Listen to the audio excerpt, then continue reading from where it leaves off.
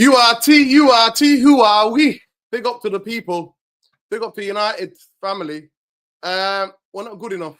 We're not good enough. Players not good enough. We're not fucking good enough. Comedy FC, Hector says, here we go. We're fucking shit. We're shit. We just got to accept it, people. Reality dawns, innit? Honeymoon's over.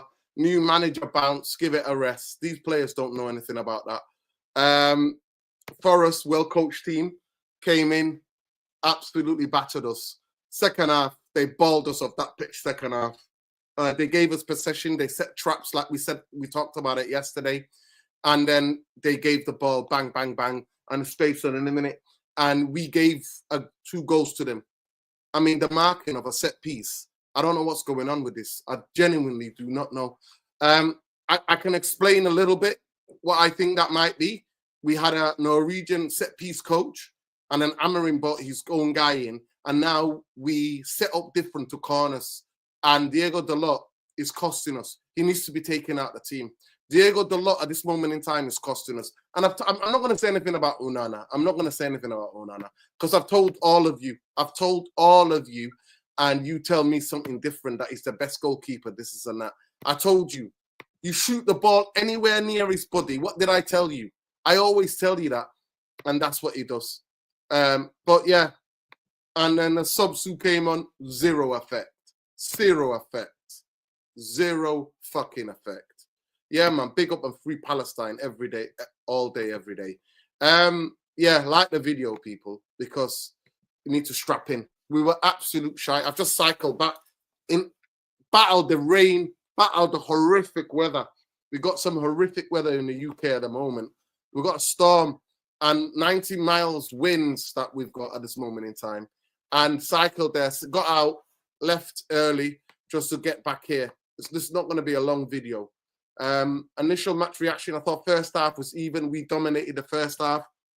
They scored on the first attack they had in the game, and that was in the first minute. They get a corner, and we set up, and Diego Dalot, nobody's near one of the biggest guys. Everybody's scared of Chris Woods. They don't know about that Milavkovic, whatever his name is, and he's ridiculously tall.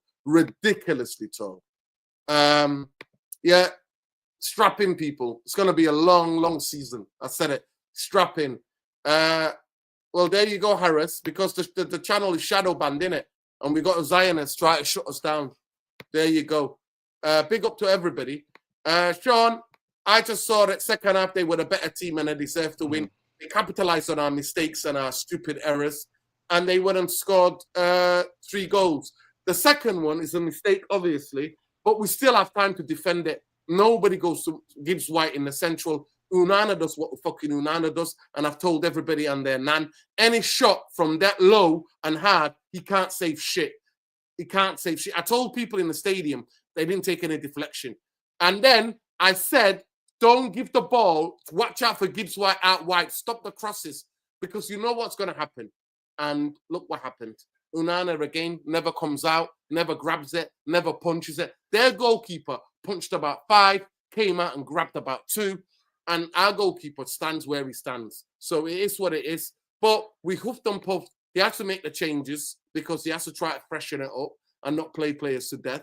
But the squad's not good enough. The depth's not good enough. We're not good enough. It's simple. Back to life, back to reality. How did you see that game, Sean?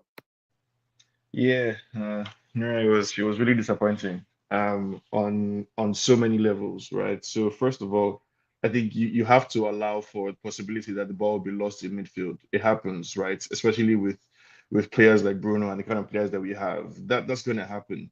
But that's why it's 11 players in the team, right? Not 10. That's why you have a goalkeeper. So that if the ball comes straight at you, you should be able to catch it. Not I lose your footing or have like a brain fart or something, right? So that was unfortunate on that level. Even if you concede a goal like that at home to Nottingham Forest, right? You should still be able to come up with something, basically, right? Not concede a third goal shortly after. So it's unfortunate on that level too. It's a disaster on so many levels, right? We had what was supposed to be the strongest team, I think, or like a version of like the strongest team that Amorim can put out with the players that we had that we have available. So Euro, Delete, Martinez, Ahmad on the right. And this part I think was a mistake on the coach's part. I don't think Dalot should have started. I think we talked about specifically Dalot and how he's the weakest link in the team. I don't know why Mazraoui did not start today. I don't want to hear any argument like basically because Mazraoui is fit. He's a better player than Dalot in any, in all and every aspect basically of the game. So it's unfortunate on that level too, because I think the manager was a bit naive in that particular decision that he made. I think the choice to start Garnacho also in that position was an interesting one. There are many options, basically. There are many ways you could have gone about it today. And choosing Garnacho to start, despite the conversation that we've been having about him this season and under Amorim as well, was interesting. So, like, it was just an all-round, I think, like an all-round disaster today, and I'm calling it a baptism of fire, basically. Like, welcome to the Premier League, Amorim. You have to wake up, basically, right? You have to be a bit more ruthless, and he's showing some of it. He's showing some of it, but like, Onana needs to get the biggest dressing down possible today. Like, there needs to be consequences, like to their egos, basically, as players. The manager needs to like, how can it be that suddenly we can't defend corner kicks anymore? Basically. And every time we concede a corner, I'm nervous. I'm sure you're nervous that you're watching. The players, they look nervous. Nobody knows what to do. Look at the third goal that we conceded. Onana bumped into a defender. It's basically amateur hour, in some moments out there. And it makes the hard work, I think, that the coach has put in, and the hard work that we saw in the first half. We looked so secure, basically in possession. We were popping it around. Players were getting into good spaces. Maino and Ugarte looked solid. That's the midfield pairing I want. Bruno looked good as well. But then there's Garnacho in that position. Højlund still doesn't look the sharpest. Dalot looks like a weak link. And then you have Onana making a calamity basically of things today. And it was just like I said, it's an entire disaster on multiple levels. And there's really like nothing we can say about it other than that. Big up. Onana, for me, I told you all, I said he was silencing me, but I said to you that he's susceptible, and it is what it is. Big up Khalees from Medina, that's the chief of the United Real Therapy. Make sure you please follow. Whoa, what happened to Nurian? So he's left me to continue my rant. But yeah, I think it was just unfortunate. Okay, he's back. Make sure you go and follow him on Twitter, Khalees from Medina. That's a big up, Sean. It is what it is, people. Back to life, back to reality. Honeymoon's over. Wake up call, like you said. It's a massive wake up call. This ain't the Portuguese league, mate. This is competitive every game. I think he knows that, he understands that, and I think find out where we are. When we talk about set piece, we can be over. And I think these days too much detail until we're almost blue in the face. Ultimately, you go attack the ball and be aggressive and get first contact on the ball. United didn't do that enough today. Yeah, we didn't. Every time I tweeted at halftime, I said, I don't know how it looks on TV, but here, every time they get across the ball, we look shaky. Man United director Ashworth walked through the media room, heading from one part of the stadium to another. He kept his head down, didn't make any eye contact. Boy, oh boy. It's a fucking joke. It is a joke. But big up Khalees from Medina Lassie. At the end of the day, people, smash a like on the video. Not good enough. The first half, I thought they scored. We controlled it. I thought we played our way. We equalized with a decent goal. Good bit of play from Delit to Ugarte. 1-2 with Bruno. Ugarte then puts the ball through to Garnacho. Keeper makes a save and follows it up. Højlund follows it up and scores. And then we tried, but we weren't doing enough for me. We were holding onto the ball way too much at the back and not getting it penetrating enough. We haven't got the passers or the people that can play like that. It's just super frustrating. People don't move the ball. Teams are too well set up, too well coached these days, and we can't penetrate through. We haven't got any ball carriers, people who can beat their guy, who can isolate somebody. We haven't. Players just look a bit lost. And the second half, we got desperate way too early for me. and we were just trying everything. Maguire set a piece of control more, winning those balls. The only way the attack was a transition and try. We knew that, but they beat us on a transition because we gave them those transitions. We supported them with the way we played. Absolutely shocking. Absolutely shocking. The margins are just too fine in Premier League, right? Like, yeah, I was at the game. RYX. Yeah. Listen, every team is set up. Everybody knows what they're doing. They're all the best analysts are here. Some of the best coaches are here. Some of the best medical. All of that. All the best people, because it's where your money is. It's the biggest league in the world where the money is. So all those people are here, and that's why it's super competitive. And I wouldn't have it any other way. It's just that back in the day, we used to have super quality players. We used to have players who would perform beyond their talent. And at this moment in time, we haven't. And Diego Dalot, for me, needs to be taken out of the team. He's costing us games. He's literally costing this team games. And he's the weakest link. And that's why we were like, he needs to be rested. He needs to be rested. That part I agree with, right? Dalot, that specific point. But I think the difference between the players now and then is not quality, in my opinion. It's the mental aspect. And that like shows up on the pitch. What kind of decisions are you making? There was a moment where we had a good attack. Dalot ran into the space and decided to shoot from like 45 yards or something. That's like a mental thing. That's like mental laziness. That's a silly player. Do you understand? Not caring necessarily about his teammates or respecting. I can't hear respecting his teammates or respecting the fans or respecting the games. Like the fact that he decided to take a shot from that position at that point in time in the game, like that was disrespectful. It was lazy. It was insane. To put it mildly. But like that's a mental thing. That's just an irresponsible player, overpaid and not appreciative of like the position he finds himself in. So like it's only a matter of time, right? Because big up Lonnie. Before like Amorim is going to have to like face the music, because he has come into like the middle of the season.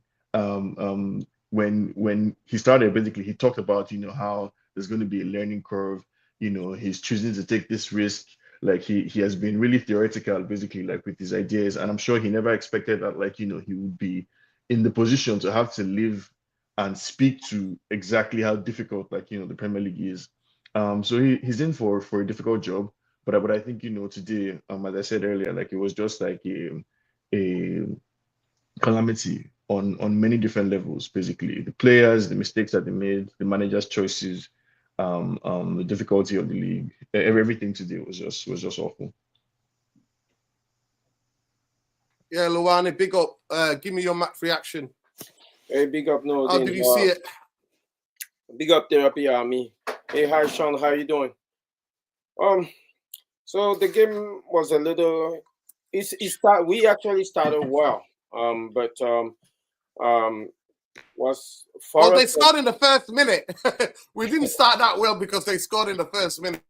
Yeah, they did score, but that's like say like if we take the game by itself, of course they caught us cold, but Forest decided to sit off us, right? So that gives us a little glimpse of what Amorim want to play. So the concept of the bounce pass that created our goal, with Bruno bouncing it off Ugarte to create the goal. I guess that's what he wants to do. But on the game in general, it looked like Amorim has an issue with selection. The selection today was not really what I'm expecting. That's why I wanted to ask the question, like, what is our spine? We are a few games in now. What is our spine? Is our spine Dalot, Bruno, and Garnacho? Because those are the consistent starters. Is that our spine? If that's our spine, then. So that part, Luani, I think I saw what I wanted from Amorim today. I think the starting lineup was exactly almost as I would have done, except for Dalot at left wing back instead of Mazraoui, and Garnacho in that position instead of maybe Mason Mount or even Ahmad. I felt like the choice to play Dalot today instead of Mazraoui was a mistake. There's nothing you want to tell me. Mazraoui is a better player than Dalot. and Dalot played the previous game, so you can't make it an argument about fitness or anything like that. If you have to choose for your best, basically choose your best players, and I think that's what we saw him try to do today. Lenioro, Delete, and Martinez is the ideal back three that I would want. Ahmad, at right wing back was solid as we would expect for him, even though there are a few moments where he could have made a better decision or could have been a bit sharper, basically. But the choice to play Dalo there and the choice to play Garnacho as well, I think that's like the weak link basically today. And obviously Hoyland, it is what it is. We don't have a good striker right now, but I think the spine is as I've described. Euro, Deleuze, Martinez, Ugarte, and Kobe Mino were solid, I think, in midfield, and we can build from there. Where we saw Bruno today is, I think, where we want to see Bruno, basically not the deepest midfielder, but able to rotate essentially in like a midfield three there. Bruno, Ugarte, and Kobe Mino, I think, had all fairly decent games today up until Onana's calamity mistake. Okay. But that's the idea basically as I see it. Okay. He just needs to shore up the team in those other positions because the margins are really fine in the Premier League. Ola Aina dominated Garnacho today. Let me go back to the game overall, right? I know apart from some individual calamities that we have today, Onana revert back to his old self. Can catch a shot that's down straight down the middle. But that's something that I would like to bring up on our set pieces. And the same thing happened this week against Arsenal midweek. I don't understand this concept of zonal marking that everybody's trying to apply. How do we end up zonal marking or not? How do we end up having possibly the smallest man on the pitch marking the biggest man on the pitch? I don't know. Make that make sense. What happened to the old school way of having one person on the left post, one person on the right post, and your biggest man mark their biggest man, everybody man to man, and do your job, right? So that's one side of it. The second side of it, I think, the selection today with the double pivot of Kobe Mino and Ugarte is not the thing. Amorim need to be careful because he can only be afforded a few games like this, like a defeat at home.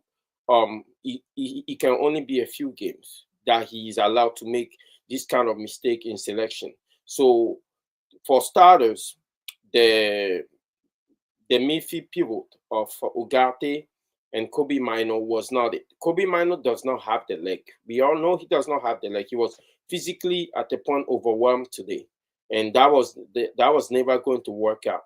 The second thing I would like to bring up is the Bruno and Garnacho in the 10. For the amount of possession that we have in the first half, we couldn't create anything out of it. And that's testament to the fact that we have those two in the 10. The idea of Bruno being Bruno is like the gift and the curse. 1 minute he does something, you have your hands on your head, and the other minute he's scoring a goal.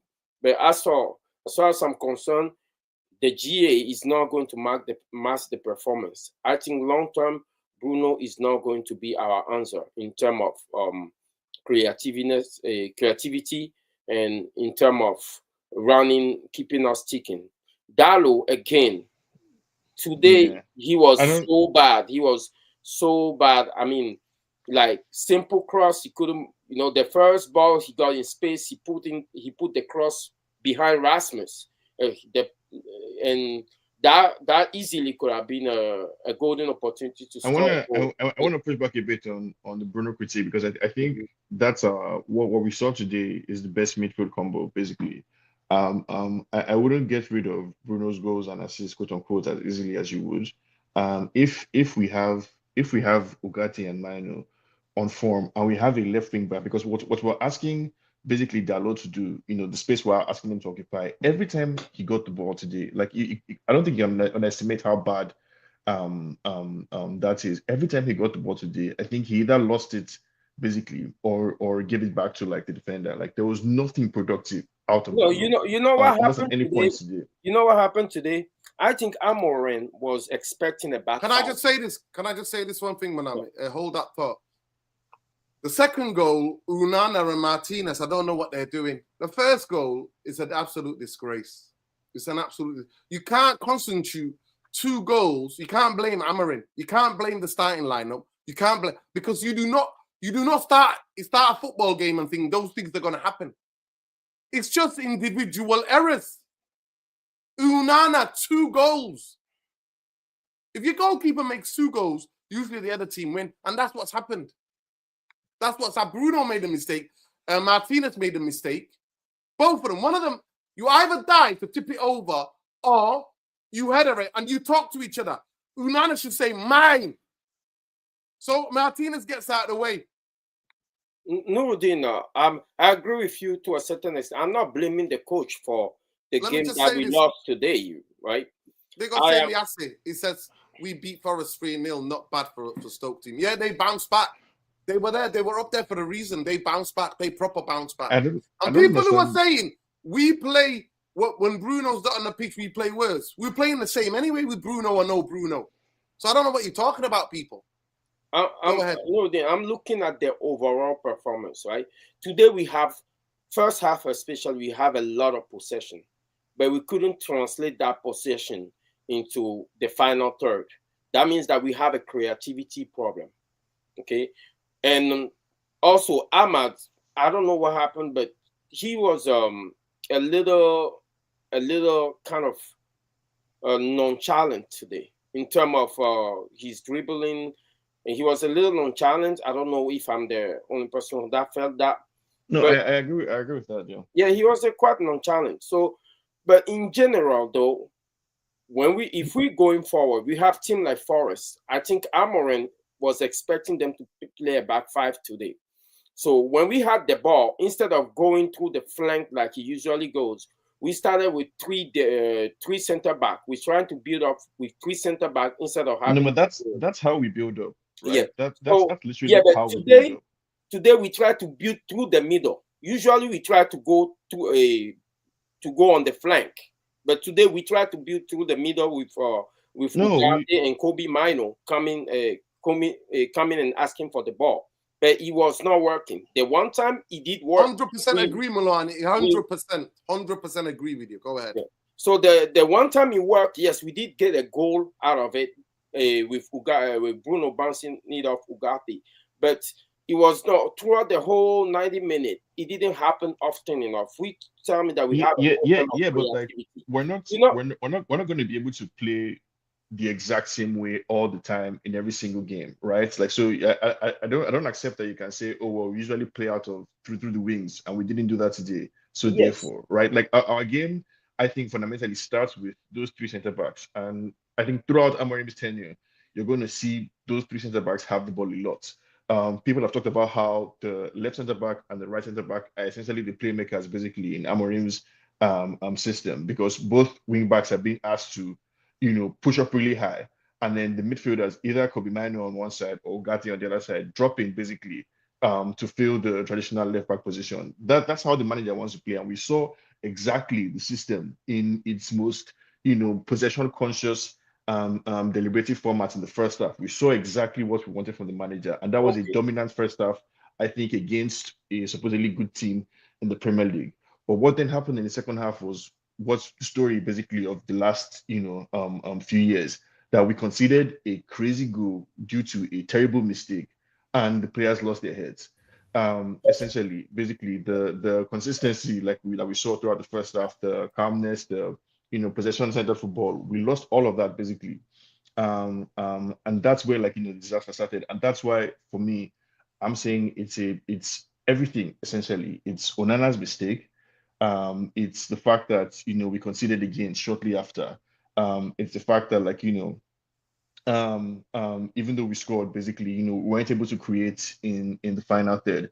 It's the fact that I think the manager, is having to learn the hard way. I don't think this is a lesson that we necessarily needed today. So I agree that it's going to be a difficult journey, but this is not this today was not a day to learn any lesson about anything. I think we should have won. And I think there were some mistakes in the starting lineup. Dalot instead of Mazraoui, and Garnacho starting there, I think, as well, where things that cost us. So it's everything. I wouldn't exonerate the manager. And I'm not willing to accept that, like, it was also a disaster because we saw exactly what we were looking for. We saw a very good first half from the team. So, the manager is going to have to, I think, shake things up. The next game, I want to see the strongest starting lineup. I'm tired of the rotation. We have it now. We know what Exactly. we know that, like, we saw it today to a large extent. Euro, Delete, Martinez, Ugarte, Kobe Mino, Ahmad on the right, and Mazraoui on the left. That's your strongest back. That's your strongest assembly, basically, of players right now. I don't want to see Dalot anymore. Garnacho shouldn't be playing. Bruno, I think, is good in that position. Garnacho shouldn't be playing, and then solve the Højlund question up front. Okay. So you Big are up right. Jarvis. Big up Jarvis. Big up Alex, by the way. Alex AP. Free Palestine should follow the Syria-Lebanon situation if Hezbollah fails in the West Bank is done for as well. Yeah, 100%. Big up to Khalid from Medin Lassie, Chiveri United Real Therapy. Please make sure you give him a follow at Khalid from Medin Lassie on Twitter. Jarvis, we talked about it yesterday. We talked about how good they are in a transition. We talked about how they stick the ball up and they cross the ball and they're going to be dangerous on set pieces. We talked about that yesterday and everything came panned out. Unana, everybody picked up Unana and said what a great guy he is, how on fire he is. Today, he's cost us the football game. It's simple as that. He cost us the football game. Both goals are his fault. The second goal, he takes the blame with Martinez. The first goal, he takes the blame with Bruno. That is where we're at. We started off the game, and in the first minute, we conceded a corner, and then boom. I think it was a free header from 8 yards, 8 to 7 yards in the mark of nobody near him, nobody marking him. And it's just plain and simple. And then we huff and puff, run out of ideas. As Mwani pointed it out and saw it, we tried to play too much through the middle instead of going out wide. We went too much through the middle, too much holding the ball between the two centre-halves. It worked once. We penetrated with a bit of good play to get the equaliser. After that, it was just, again, aspects of it was that diags. We were trying the diagonal balls, and I'm afraid to say, Diego Dalot is affecting the way we play now. He's become a hindrance to the team. He needs to be fucking taken out of the team. He's become a hindrance. I don't know if you can see it on television, but in the game, you see him. He's absolutely We gone. can see it. When he's come out of position, he's not even running back. He's just doing this. Who? Diego Dalot. Yeah. Okay. Yeah. When he's out of position, he's like this. He's gone. He needs to be taken out of the team. He needs to be taken out of the team. And then Bruno comes. The people are moaning, we took off Bruno in the stadium. I'm like, we were shit with Bruno anyway. What were we creating? We were creating nothing with Bruno. What were we doing with Bruno? At the end of the day, I understand he's tried to see how the players adapt and everything else. But that was a strong starting team other than Mazraoui. We did miss, however, Mazraoui, and I tweeted at halftime, we missed the Mazraoui-Ahmad connection on the right-hand side. That's what we've had. That's been a bit of ray of sunshine majority of the games. But it's over. At the end of the day, Manchester United players are not good enough. They're not good enough. They're never going to be good enough. This dickhead fucking Jim Ratcliffe, other than putting up fucking ticket prices, comparing it to Fulham. He's saying Manchester United cannot. Fulham can't have more expensive tickets than Manchester United. It's London. What planet is he fucking on? It's fucking central London. It's the most expensive postcode in the fucking country. In Europe. In Europe, it's the most expensive postcode. And you want people to pay that. Do you think people can afford that wages that people who live in Fulham can do? Is he taking the piss? So this is where we're at, people. They pissed up the money. They gave these players a lot of wages, and hence why these players can take the piss out of managers. And there's no new manager bounce. There's no fucking, there's no honeymoon period. All that is over. All of that is over. But tell me how you saw the game. And Unana can never be my Manchester United goalkeeper. Never. And I told you that. I told you all that. It silences me. But I said to you specifically last night, go and watch that fucking video back. Anything around his body and low and hard, he struggles. How come I can see that and none of the fucking coaches, whether it's Eric Ten Hag's coaches or Amorim's coaches, can see that? And Diego Dalot, in the second game in a row, taking a shot from 45 yards when Ahmad's free. That was criminal. That part was actually insane. Yeah, we went through this with Dalo, and we said Amorim needs to take care of this. This can't happen in the game again, ever again. And now it happens the game after. So for me, tells me about this decision making again. Dalo is one of the big problems one of the issues in Amorim's setup. Him and Garnacho, I believe, are not good enough. They can't do this. Same with Rashford. So a lot of these players, and I read a tweet right before I came on that said Amorim has a tremendous task. It's almost like learning chimps solving the Rubik's Cube with this group of players, because they can't be taught. And one of the biggest problems is the quality is not there. We have been saying this. I've been saying this. You've been saying this. Everybody's been saying this. We know this group of players, the quality lacks. And when the tempo is a little bit higher, they can't do it. And today, the tempo of the game was but Jarvis, no tempo at all. And they can't do it. Jarvis, I don't mean to interrupt, but like, it was the manager's choice to play Garnacho today. Like, right, this thing that you're saying that we all seemingly know. But why was Garnacho starting today? Well, that position? Amorim is doing the job. He needs to learn. This is his assessment period. He's not coming in the summer and have time to play friendlies and figure this out. He needs to do it in season, and this is Amorim's biggest problem. He needs to figure out who's good enough and who's not. And now for us, we have been watching Man United closely the last 20 years, 30 years for me, but we know this, but Amorim needs to figure this out, and I'm willing to give him time. So I'm not blaming this on Amorim, no.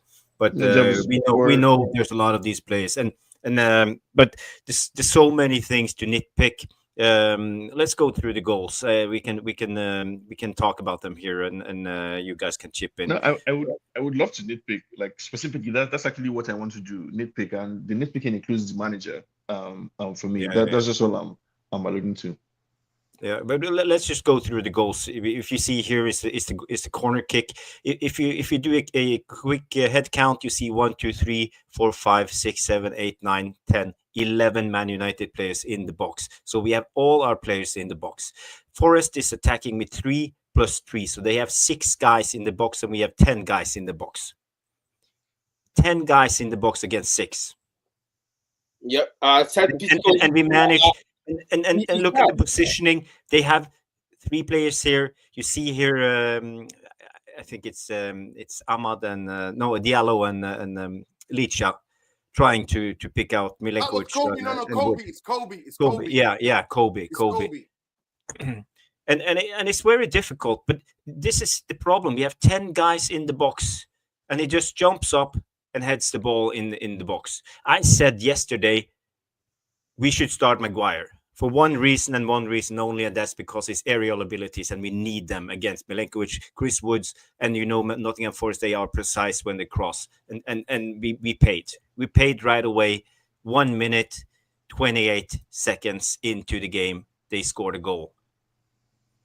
For me, how's that for Amorim should have been avoided by the right selection, because you gotta set up your team against the opposition. This is the Premier League. It's not the Portuguese. Who do you drop for Maguire in this team today? Jarvis.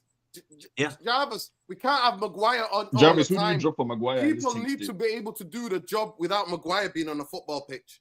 Yes, that's all right. But we don't We play. should not be relying on Maguire. Chris Woods and Milenkovic every game, and this is a team who likes crosses, long balls, and heading in crosses and heading in. Chris Woods is who do you drop for Maguire? The majority of the goals with his head. Yes. Jarvis. For me, the problem is not even the personnel. The problem is the style. Why are we defending set pieces with zonal marking? I know it's a thing of a modern thing, but this thing doesn't work. When the guy have the run on you, how are you defending space? Space doesn't score goal. What?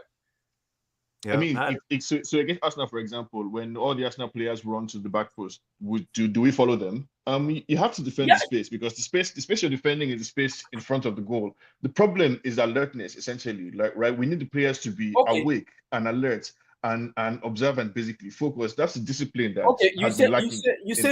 It's a follow mental them, thing. right? You watch the game against Arsenal. All their set pieces were dangerous. That means that whatever it is we're doing, we crowding the front post, they crowding the back post. So whatever it is we're doing is not working. There's a specific formula to how good Arsenal are in set pieces, right?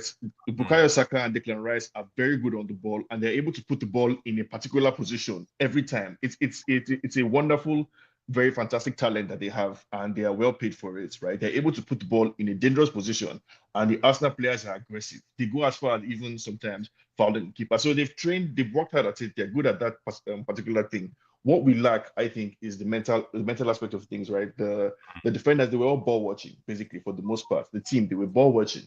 Martinez was watching whoever it was that climbed on top of him, basically, to head. He was slow to react. The second goal, or the third goal that we conceded, Onana literally ran into a United defender. Like, that's amateur hour, basically, that we saw today. Martinez was in his own goal post when he conceded, basically a header. It was a calamity. On the defense today, but I don't think that means Maguire should have started, right? And I do think Amorim made some choices today. I think the 4 games that he has had should be enough, and has been enough for him to see, number one, that Onana is his preferred goalkeeper. It's enough for him to know that De Ligt and Martinez, are preferred starters in the team. He made a choice to play Lenny Yoro today, which we've all wanted to see for a while. He made a choice to start Ahmad. He knows that he prefers Ahmad there over Anthony, for example. So he has had enough time, to come to some conclusions, right? He made a choice to play Kobe Mino, or to start Højlund instead of Rashford up front, or Xerxes. He has made some choices today. So I think it's been enough time to criticize the choices that he has made, because he's talked about the storm coming, quote unquote. He talked about it. I don't think he expected to be in the storm. Listen, the storm is here physically and in reality, and the storm for Manchester United is here. So both of them have come together. The storm's called Dara. That's what the storm's called, Dara. Let me just bring Bumbaye in. Bumbaye, Onana shocking. You were all, telling me how great he is, and I was telling you that when anything low and hard, he can't save shit. Tonight, both of the goals, the 2 goals, second and third goal are his fault. First one is him and Bruno. The second one is him and Martinez. How do you defend that? How do you defend against that? We have 70. First time we're the first team ever to have 70% possession and lose a football game. By the way, this is the lowest we've ever been. This is the second time in 30 years that they've won at Old Trafford Forest. Nuno Espirito Santos is the first coach to beat us in 150 something years. Soon as with this new team that he's managing at Nottingham Forest. We were shocking in the second half. First half, I thought as soon as we got the equaliser, we were playing better. We were controlling it. They were just defending, but we would try to play through to the middle too much instead of going out wide. But then there's no playmaker. There's no ball-playing midfielder that can play us to those type of ways. Kobe Mainoo's not ready. He's not ready yet. He's still got lackluster for me. He still looks like he's still coming back from an injury. It's going to take maybe 4 or 5 games for him to get going again, to be sharp. And we struggled. And we played directly into their hands. And everything I said yesterday about them being good on a transition, them setting up traps, talking about the set pieces, talking about every minute they're going to try to cross it to Woods. They did everything they did. And Woods really should have scored. It should have been 4-1. Woods should have scored earlier in the second half for the tapping in the back post. But let me know what you think. People, please smash the like. There's over 300 of you in here. Channel is shadow banned. And actually, lots of people have been unsubscribed. Harris was on here, and he said that how he didn't know that he didn't unsubscribe. So that's what they're doing to try to silence us. But we will always stay with the fucking people resisting Zionism and fucking resisting genocide and resisting fucking colonization and imperialism. We will always stand with those people. Fuck Google. Fuck Jim DeRat. Fuck the Glazers. And fuck anybody who's fucking associated with them. Go ahead, Bumbaye. Let us know what you think. Amen to that. Good evening, gents. Good evening, URT. Well, I'm chilled. I'm composed. I liked what I saw very much first half. We should have been more than a goal up. We had our chances today, had our opportunities today. Um, Watching that game, I felt very comfortable. I didn't have any issues. Even when the goal went in, we equalised. I thought we'll go on, we'll win this game. I didn't really feel anything bad. I'll be honest with you. But the set pieces is a problem for us. We have to be defending set pieces better than that. It was dreadful. And I think today, a few things stuck out in terms of player performances. I like what Amorim is doing. It's not bad what he's doing. He's doing good work. But it is going to take some time, and we are going to have days at the office like this. And unfortunately, people, I get it. I feel the pain that Amorim and any manager that comes in, it don't matter if you got Pep Guardiola in and it wasn't going too good. We have been so starved of anything worthy of the theatre of dreams for so long that naturally the residue of the previous regime seems to carry on into the new tenure of the new manager. It's just the way it is. And I feel Amorim is going to suffer a little bit of that with some fans. I'm not really going to do that as much as I'm frustrated and I'm just eager to want to watch something good. But today, there are players that are struggling. Martinez is struggling. De Ligt is not it for me. He's there or thereabouts. There or thereabouts. He's not solidified nothing for me. So when people say Maguire for De Ligt, I have no issue. I have no real major pressing issue with that. Lenny Yoro today for me, he looked like a young kid. He looked like a young kid. He didn't. I thought, is he going to come in and blow me away? Is he going to? Is he? You know, we've signed one of the best potentials in the world for a big fee, but he didn't look like that. I'm just telling you what I saw. I saw a young lad that is going to take some time to get his confidence and solidify himself in the team. And it wasn't always his fault he went backwards. One of the problems today, when the defenders got the ball, Nottingham Forest were man marking the midfielders and they kept trying to shake their midfielder. When we had the opportunity, whether it was to Agate to get that ball then turn, we were away. And I thought today one of the better players out of the three midfielders that was doing a lot of that was Bruno. Bruno. I don't know if you noticed it. The back three have got the ball. They're playing it between themselves. They're waiting to punch it into the midfield. And a lot of the times their midfielders are marking our midfielders. So Cobby's trying to shake his guy to get it so that we can turn. But as soon as it happened, Bruno did a lot of times, shook his guy, come short, played it one touch, and we were gone. The game opened up for us. So he did that really well today out of the three of them. Ogate did a bit of it. Cobby tried, but not as much. He came a little bit deeper to try and do his work. I have a really big problem with Højlund. You know, I have quite a big problem with Rasmus Højlund today. I don't know what you guys thought, but Rasmus Højlund needs to have the instinct of a striker. We did give some service today, and Rasmus at times is not there where he should have been today. He was static. He can't be static. He's not been asked to go deep today. He had the luxury of playing higher up the pitch because of the way the game was. And Rasmus is way too static for me. He has to be a guy that is making dangerous runs so that we can have that option to find him. Even if we don't find him, that has to be an option.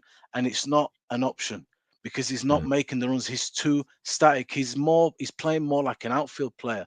And I don't know if you're going to do your thing, Jarvis. You know, there's things in my mind, images of the game where I'm thinking, man, make the run. Why you stood there? And then there's times where he makes the run, he stops, then he makes the run, but it's too late. It's too late. So today we should have scored more goals, but we didn't. And do you know what, man? We got caught. I mean, what do you do with No, no, that, the second with half they that were the better goal team. from They were the better team second half. They what do you defended, do? got their goals, did what they had to do. They What I'm saying boxed us is, when they yeah, boxed us and kept possession when they needed to. but they had, bro. Apparently, and then Garnacho was like tweet a post where he says, unfortunately, Sancho Martinez got beat in the air, and he liked that tweet. Big up Khalees Rabani Lassie. This is what we are. Now look, We are the problem with Onana, bro, what you were talking about yesterday, he's on a good bit of form, but the Onana, I think, might be a goalkeeper who will always be not far away from a cock up. That goal today can't go in. It What about the swerves with second one? doing it What can't about the go in. second one? The second Him and one, bro. Martinez. Nobody makes a decision. He doesn't come out and call for it. Explain to me how many times the Forest goalkeeper caught the ball. How many times did he punch the ball, Jarvis? How many times did he claim it? 3-4 times I count he claimed the ball. And twice or something like that he punched the ball. Why can't he do that? Onana's an unorthodox goalkeeper. Onana's like a continental type goalkeeper. Nah, fuck send me all that bullshit guys, no, listen, today guys, you like, even kicking the fucking listen ball what I'm out. trying to say Send to me you. all that continental Listen bullshit. what I'm trying to say Just to give me you. a goalkeeper that can command I in know. this fucking area. You need a goalkeeper. You know Van der Sar? Good goalkeepers, man, they make everything look pretty straightforward, pretty simple. Onana is not that kind of guy. He's done well, but I don't think his style is ever going to be the type where you just feel you're comfortable, man. There's always a cock up in there, and this is a problem. And Diogo Dalot, guys, when Jarvis mentioned it, he gets to that final third. Man, guys were going nuts saying, what you doing? What you doing? Just relax, man. Guys, I think hold that. Can we go through the second goal, please, Jarvis? Yeah, sure. Yes. Let's go through the second goal. Let's do that. That's our goal. We're playing out from the back. You see them. Is it up? No. Yeah. Now here it is. We play out from the back. De Ligt has the ball. We see Højlund is dropping. I think it's Højlund dropping down, making himself available. Garnacho is high up. Bruno's a little bit higher up, and you have the double pivot. You see they are just waiting us out. Nottingham Forest are not doing anything. But Bruno makes a clever run. He drops down. One touch, flicks it with the outside of his foot into this area here. And game opens up because the ball comes here and here, so Ugarte gets the ball in front of him. So I think that's a clever movement, but also the movement from Bruno. You don't see him in the first picture. He goes in. He's ghosting, yeah, and he makes himself a little bit more space because of this. And he drops down. So that's good from Bruno. It's a flick from on the outside of his foot. It cost us a little bit later in the game, but now this was a good thing. You see here he flicks the ball. Ugarte gets the ball, and immediately Rasmus and Garnacho sees this and starts running. And as we talk about the movement, they're not really clever in their movement. Garnacho and Højlund always run in a straight line, and they should be more trying to make it difficult for the defender, angle the runs, do something, and this is where we can do better. But there's an opening here. You see Ugarte sees the through ball, and Garnacho comes in and picks it up. So it's brilliant movement in this instance. And you see here the ball goes. He waits until the perfect moment. And you also see Diallo is with him. So we come with three pretty fast here. So it's difficult for the Nottingham Forest defense. And Garnacho has his shot. Goalkeeper saves it, and Højlund is in the box and puts it in the open goal. So it was a good goal, but it's the creation from Bruno. It's a cleverness, creativity from Bruno in this instance that was the game. That was the game today, guys. I swear to you, that was all it was. When we actually got it into the pocket and managed to play, and we were facing them immediately. They're at 6s and 7s, but we didn't do enough of that. And when you conceded shit goals. The first one is a free header. The second one's a disgrace. The third one's just, I don't know, misjudgment. You can call it an error, a disaster. 3 disasters that could have been avoided. and so many opportunities. We should have won that game. We're better than them. We're On better the- than them. Right, I just want to on- go through. Listen, guys, I just want to get these super chats. So big up, Yep. big up to everybody with a super chat. Liam says here, big up for the super chat. I appreciate it. Big up support. I support Arsenal, but I have great respect for your club. Your manager has to make harder to beat. Individual errors are one thing, but he has to get you more solid. I think it'll come good. Big up to you, Liam. I appreciate you. Ornsky says here, these players don't have knowledge. They're not shooting from. It was 40 yards. Why? Oh, Sure. 2 passes are wearing, but we're selfish. As for Onana, it's not right. He's Mr. Right now, not good enough. Did you guys Liam like Delot's Mufc beauty says, at the end? Yes, listen to Nuruddin. He knows about Malik Salabi, which means the great taste, lol. Big up, free Palestine. Appreciate you, Liam C. Big Lamin C. Sorry. Big up Adewale. Adewale said, Nuruddin, I told you about Bruno for years. I don't care about GA passes fucking ball to your teammate. The guy is a net negative, and Amorim needs to stop playing him, 100%. or he will meet the same fate as Eric Ten Hag. I agree. I don't think anybody's going to disagree with you here. Jarvis, let's go. I disagree. Let's go through the second goal that they scored. No, can I say something about the goal that we scored? You see, the goal that we scored, what I noticed is that all our passers to the build-up to this goal all have space. Now, for a team like Nottingham Forest that was sitting in the mid-block, it's very unconventional for all our passers to have that space. What I'm saying is that, yes, we build up the goal very well, but if we're not afforded that kind of space at any moment in that build-up, a defender could have stepped in front of Bruno's flick and intercepted the ball. When we did it, it worked once. And then after that, they lock it down. They understand and they lock it down. And after that, we couldn't do it again. That's why I'm coming at. Mm-hmm. Yeah. Go ahead, Java. Show us. To me, today, I thought we went through the middle too much. I don't know why that was a tactic. I don't understand it because we only scored 1 goal from it. The tactics was going down the middle too much. And we're not playing the ball. The things about this type of football, when the wing back's free, you need to give the ball quickly. You need to be... That's why I'm saying about the 3 centre-halves. The 3 centre-halves have to be really good ball players. They have to give the ball to the wing backs quickly. They have to.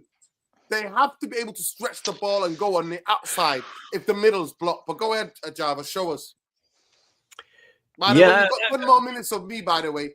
You can continue if you guys want to continue the rest of the show and finish it. But I've got to go to my friend's birthday meal. Yeah, you go when you have to go. Yes, it's no problem. I just want to say a little bit when we played out from the back. You saw Nottingham Forest. They actually played with really narrow wingers, and they dropped down almost like this.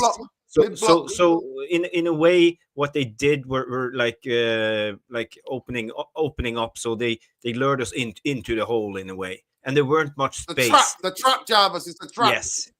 So I would say what Bruno did on that goal, he dropped down into this pocket because Hudson-Odoi was a little bit too high. So he exploited that space in that instant where we scored. But they were a hard team to break down. They were well organized, and I would say kudos to Nottingham Forest, and nothing unexpected from that team. Let's go through the goal they scored, their second goal. So here we are. We see here Lenny Euro playing it out on the wing. Bruno drops down. Let's get this pointer here so I can explain it. So he comes up here. Bruno drops into this area, and what will happen now? What you don't see in the picture. Ahmad has already made the run. It's off the picture, but he's made the run. Ahmad has already gone down the line. And all Bruno had to do is just follow the ball down the touchline. And Ahmad would have had that ball.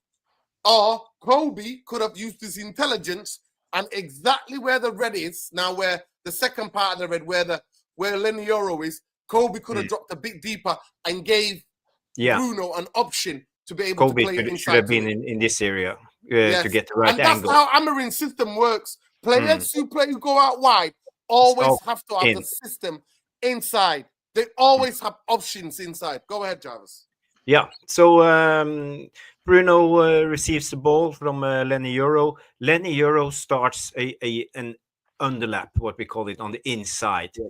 But he goes too quick. He goes too fast, and it takes Bruno. I don't know if it's only Bruno in this. Bruno flicks it with his outside of the foot into flicks it back into Lenny Euro. But it's Lenny Euro runs too fast and Have to, he Jarvis, overhits. because He you know overhits what? He that. doesn't have to, Jarvis. That's an error.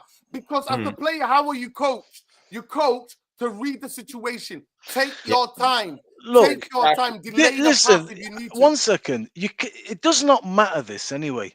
That goal never should go in. It's not on anyone but Onana. That's a shit goal. Exactly the same. You Ahmad did exactly the same that, right? in the first half as well. You saying that Bombaye, you saying it's a shit goal because it's a shit strike. If Gibson strike the ball, it's a shit, anyway. bro. The point we're trying to make is that should have never been a goal scoring opportunity for them.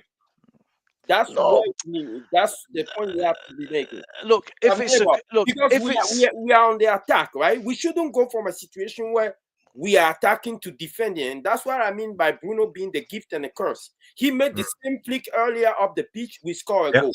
He made the same flick right now, we concede a goal. And but it's a different area. It's a different area, and you see the problem, Luan, is you see Kobe Mainu is as Noradin pointed out. Well, he's too high, and the distance between Ugarte, who's here, and Kobe Mainu, it's way too big. I'm okay with them playing staggered, but you have to have connection. The double pivot needs to be connected. Travis, I agree with you, but look at him. He has space. It's not like he's under pressure. He has space on time. And what the teachers is, if you have space and time, it's your responsibility when you're receiving the ball to take care of it. Take care of it means you can protect it or you can make an accurate pass. You cannot just drop the ball in space there without knowing that you have a teammate there or not. Matt is tired. That was his responsibility. So you see here, Matt's played every minute so far. He was tired. Yeah. Go ahead, Jarvis. Yeah. So you see here, we lose the ball, and they take us on the transition, place the ball centrally. You see here, I believe that actually Martinez is covering the right side of Onana's goal, but I think Onana gets taken off guard because of the way the ball curves, because Gibbs White hits it with the outside of his foot. But still, Jarvis, it's no pace on the ball. Yeah, there's no pace on the ball. Gibbs White gave an interview in English TV. I saw it on Twitter. He said, "I expected Onana just to pick the ball up. It was not the best shot I ever shot." Check his feet. He's leaning already. If you move it on, he's shafted himself, man. He's leaning on his right foot. You see it clearly here, bro. And, I mean, that's barely. Look, 6 versus 4. Yeah, it's a speculative shot from 20 yards, straight at the goalkeeper. That's not even an opportunity. What is that? But you see the body position of Gibbs White. It looks like he's going to shoot here. This is the angle. That's what I mean by it's a shit strike. So I'm not even. Onana made a mistake. I'm not even focused on Onana. I'm focused on what led to that. We shouldn't have that situation. But Luani, we will, because Nottingham Forest are a very good Premier League side, so they are going to have chances at goal. Like I said earlier, that's why we have 11 players. Them that chance. Hold on. That's why we have 11 players, not 10. Right? There are going to be mistakes in the game. We have a goalkeeper in the post for a reason. We might as well have nobody there with the way we consider that goal. I don't think it's fair to bring Bruno's game down to this so-called gift and curse, as you put it. I think Bruno is more. I think he was one of our best players. They didn't I think he was one of our best players. This was self-inflicted. That's what I mean. Yes, it was a self-inflicted mistake because Bruno gave away the ball. I'm saying that is going to happen from time to time, whether it's Bruno or the best midfielder you can think of in your head. It's going to happen, right? So from time to time that he will give away the ball. But that's why we have a goalkeeper in net. Jarvis, can we please see the third goal before I go? Yes, let's go through it. So obviously they scored on this one, and Onana. Can somebody remind me? Because somebody built their team next to me, so I was keeping an eye on them. So can somebody tell me where we lost the ball for that goal? The third goal. Yeah. Yeah, the third goal starts. I don't know what happened, but before this, but you see here what we talked about. It's Martinez defending the wide areas. It's always been a problem. He struggles. I told you the struggles. Yeah, Struggle. he struggles. I told you that guy's going to struggle in this system. He struggles, and he gets turned inside out on this attack because the movement goes. He drags him down. He goes inside, and he goes I can't see it, outside Jarvis. again. It's not on the screen. It's not on the screen. Oh, okay. Yeah, it's not on the screen. It's gone. Let's start over again. Yeah, okay. Look, So so here Diego Dalot. See, Diego Dalot is running. He's out of position. We've just got caught. They lost the ball on this side. Somebody lost the ball on this side. The ball gets played out to Gibbs White, and Diego Dalot there, look, is jogging. You need to be able to sprint back quickly. That's what Amorim talked about. You need to be able to run like dogs. Look at the way he's casually jogging. And what I talked about, Martinez defending the wide areas. You see him here. He's not good. He's get turned inside out, as I said, because the attack goes inside and out again. And Martinez, he struggles because his pace is going this way, and he gets turned on the inside. So he needs to turn again, and then he goes out. So Martinez, he struggled, really struggled defending the wide areas. You see here the next picture. He goes inside, as I said. Then Martinez has to run after him again. So Martinez Look at Diego Dalot still. Look at Diego Dalot still. Look where he is. Jogging. Fucking jogging. Yeah. Yeah, and now he should be able to catch up with the full sprint in this instance because he goes inside. Next, he finally connected with the. Look, he's still jogging. How? Explain to me how. How do you still are jogging? He's trying. He's getting there. And now comes the second issue I see, because we have wingers defending as fullbacks, and defending the back post will never be Ahmad's strong point. And this is one of the places where I think Amorim's tactics can be exposed in the Premier League. And I said that before. I said it before we even signed, before he came here, that the wing backs can get exposed specifically in the back post. And that's what they worked on since they were playing us, to get Woods on the back post with Mazraoui and Ahmad. They worked on that. That is their plan. And that's why here, in the build-up, they were quite patient. Don't get it twisted. They were really patient in this build-up. They weren't trying to rush it because they're working the positioning. They're waiting and waiting and waiting for Woods, where he's going to go. He should have sprinted out here, and Diego Dalot still in no man's land. Yes. I don't know if it was like patience per se. I think they caught us basically in a flurry. You know, when as soon as they scored the second goal, not long after, basically they became dominant. And I don't know what we'd call it, the bug, the madness, you know, the whatever that infects our players just happened today, and they were all over the place. Like what you see, essentially, what you're complaining about, Nura. Look at that. Basically, Sean, I'm sorry, you can't defend this. You cannot defend this. I'm not. You can't defend. There's no defense in this. The manager talked about in the press conference, the second part of the press conference, he said you need to be able to run like dogs. This is what he's talking about. His first training session, he was in the middle of the pitch. Yeah, but we lose the ball. He kept blowing his whistle, tried to get them to spring back. Go ahead, Divers. Please continue. Yeah, I just want to notice this. It's the second wave of Forest players coming in. And they want to run, they want to attack, and then put pressure on us and come with force. So this is the second wave. You see almost in here, you see the second guy coming. So the cross comes in, De Ligt heads out the cross, and now the second wave comes in, and Nottingham Forest wins the second ball in this instance. But if you see here in the box, you have De Ligt defending first, Euro, and we have Ahmad on the back post defending against, I don't know if it's Chris Woods. It's and Woods. That's not a good match. No. So you see Diego here. Dalot is still sleeping. He just turned around. He's still sleeping. Yeah, Go let's ahead. go back and look here. You see Diego Dalot. He turns off, completely turns off, catching his breath. So he's not awake, and he's not ready for the second ball. Nottingham Forest wins the second ball again, and comes with another wave. And the new cross comes in from number 10. I think that's Gibbs White. He has a precise right foot. Their best player. Their best player. And again, look at the box. You have De Ligt, you have Lenny Euro, and you have Ahmad. The ball comes in. It's a better cross. It goes over to the back post. Ahmad, he's chanceless defending the back post in the air. So Lenny Euro needs to back before he tries to head, and it's a very difficult situation. You need to meet the ball and not run backwards and try to head. So he's chanceless against Chris Woods on this one, and also as soon as the attacker can see the defender's number, it's game over. It's game over anyway, unless you're very good at jumping from standstill really high. If you're traveling, you can't leap. Go ahead. It's very difficult to be going back and leaping. It's very difficult. Very difficult.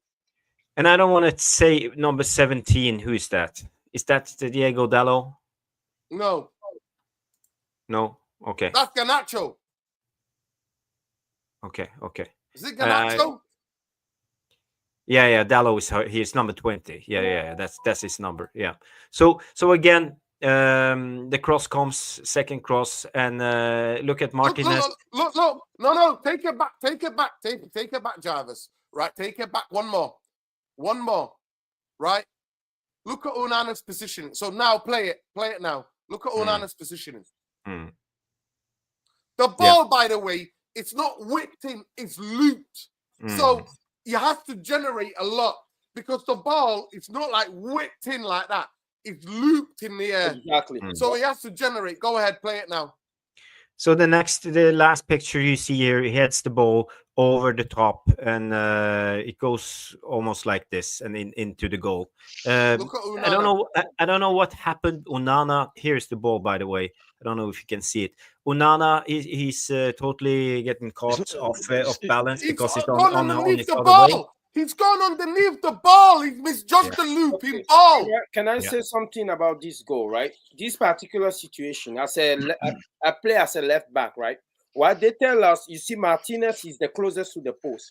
When the ball goes to the far post, and he can see that the header, he's going to head the ball. Automatically, he has to position himself, his body position between the post and him, right, to protect right on the line, facing outside, to be able to boot the ball out. That's the number one. Number two, of course, Onana misjudged the ball, but Luani, it's not headed at what? The ball is looped. He's looped it back. Yeah. So it's not. Look at where the ball is. Martinez is there. Onana, it is 1 yard to the left hand side. He could catch that, or tip that, or hit that. Like punch no, it. I do agree. It's a cacophony of mistake, right? Onana, take a look. If you see the ball is coming back, Onana, take a look. Both of them. It's like fucking to me to you. To me to you. You got it. I got it. You got it. I got it. And that's it. But as a goalkeeper, you're supposed to take charge because everything that's in the width of your goal is your responsibility. So you are supposed to take charge and clear that out. But you can see Martinez was definitely the closest to the ball. So it's just a cacophony of error. Those are the kind of goal you won't see you won't see them twice a year or something, but it happens. You know? We have seen now in this game and the Arsenal game, when our team is starting to struggle is when the tempo gets turned up a little bit and they think, right, let's go. Let's really try and have a go. We have to remain the same team when that happens as well. And that means a better shape, and that means better ball retention and just calmer, more composed. If you can't get that right, this system is not going to work. We today should win that game. I'm looking at 3 shit goals. Yeah. Absolute shit goals. Just shit. And we should have scored 3 or 4 goals. You see the way Martinez is positioned now. This is why I tell you today. I'm not looking at Amorim too much. That is three shitters. You see the way what worries me, positioned? what worries me is that we can't create. And once you concede 3 games in any game, you're going to struggle to win at the top flight in the Premier League. You're going to always struggle. Always going to struggle. The point I want to say to you is that their goalkeeper, let me finish, guys. Please, I'm about to go. Let me finish. Their goalkeeper did not make hardly any saves. We lacked in the last third. We did not. If their goalkeeper was man of the match today, I don't mind losing that game. I'm coming in here saying, you know what? We tried. Their goalkeeper was just amazing. He had an amazing game. He was man of the match for them. That's why I'm saying. But we didn't test the goalkeeper enough. We hoofed and puffed without any know-how. There was a moment Højlund comes in central. Ahmad gives it to him. Zerkski's in the middle. All he has to do is breathe. You know what my coach used to say? Breathe. Take a breath. Take a breath. Because with that breath, you set yourself what you're looking at, the picture in front of you. He plays it nowhere near Zerkski, straight to the goalkeeper. Same thing I saw. Garnacho doing it for Bruno down the line. It's the same thing. The lot on that side doing the same thing. Playing these balls into no man's lands. It's incredible. It's frustrating. And I'm fucking pissed off with this. But anyway, people, Jarvis, please take charge. I'm too angry. I'm too upset. I need to let my head down. I need some fucking therapy myself. I'm going to go and see my friend and wish her well on her birthday. Love and like, people. Smash a like. Please keep smashing a like on the video. Subscribe to the channel. We are shadow banned, but we don't give a damn. So free fucking Palestine, free Lebanon, free fucking Syria from the fucking head choppers right now. Yeah. Fucking ISIS is Israel. Al-Qaeda is America. That's what we're dealing with now, people. That's what we're dealing with now. These terrorists are backed by Israel and Britain and the US. That's what's happening right now, people. That is what's happening right now. So free all of the people that are resisting this. Free them all. Free the land. And fuck the fucking Zionists. Fuck Jim the Rat. 66, you're taking the fucking piss. Fulham prices he wants Manchester United to be. Fulham prices. Fucking shocking. The level of constant dissidence in his head. How out of touch he is with day in, day out reality. It's shocking. It's shocking. Love and light, people. Big up Mlawani. Big up Sean. Big up Bumbaye. And big up Jarvis. Take the full. Take care, guys. Enjoy, bro. Take care. Enjoy, yeah. I see Peter Hermans come in and say we can't concede 3 and expect to win, and also letting 2 goals after the kickoff in both halves sets the tone that it could have been so different. And I totally agree. That's a great comment, and I think that's the issue of this game. And we also have a super chat from Owinski. He said, "Right, Bomba, Amorim was gesticulating. Yes, yeah. Thank you for saving me the tongue twister." For them to calm down. Yeah, I saw that. I saw that all the time. Calm down. And that's one of the biggest problems. I don't know who said the other day that Garnacho, he seems like he played with a big erection all the time. Sorry, guys, that was me. Just chill out, relax. Yeah. And you see, calm is natural. Okay, it's not something that can be taught. It's not something that can be practiced in training. It's either you're a calm player, you're cold-blooded, or you're not. No, but I disagree with that. I went back, right? I went back and I watched the game Brentford versus Aston Villa, right? To illustrate what I'm saying about our DM and our 10. If you watch the second goal of Aston Villa, how Kamara received that ball on a half turn and eat up the yard.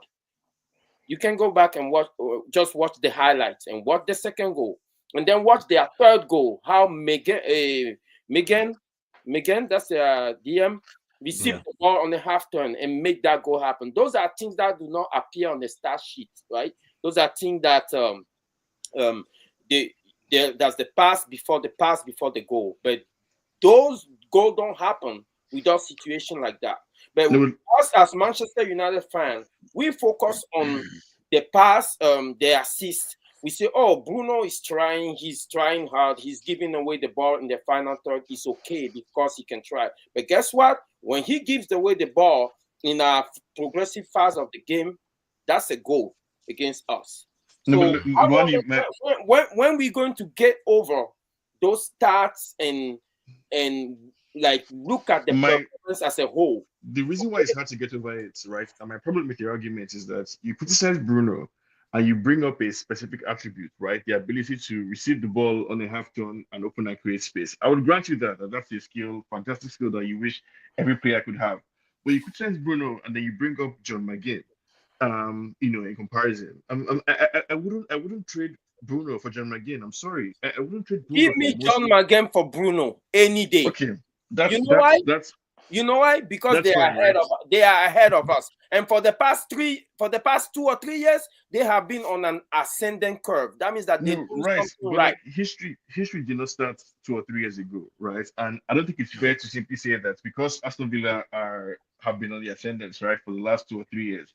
So therefore, that means that John McGinn is a better player than Bruno. For me, he is. Okay. For me, he is. I see my football. I see my football differently, guys. Yes. You can talk about stats, you can talk about compounding stats, but I look at the overall performance of the team. I look at how a player affects the team performance as a whole. Okay, that's valid. What they tell midfielder. Let me try to make this argument. The number one attribute of a midfielder is to be able to keep the ball. Don't give it to the opposition. Okay. If your midfielder is surrounding every 50-50, but come on now, Luani, that's kind of simplistic because there are many different types of midfielders, right? There are midfielders for whom their number one attribute needs to be the ability to get around the pitch. There are some midfielders who need to have the ability that you're talking about, right, to keep the ball. But there are some whose number one ability needs to be the ability to pick out a pass, essentially, or be creative. Like I don't think it's fair to say the number one ability of a midfielder is to be able to keep the ball, right? I'm sure if you brought up Bruno's ball retention stats, right, it should be higher than most of the players, not only at United, but at the Premier League, right? But we want to hyper-focus on this one moment, essentially, right, to build the narrative that you want to build. I don't think it's fair to look at the first half. Okay, now let me make my point, right? I think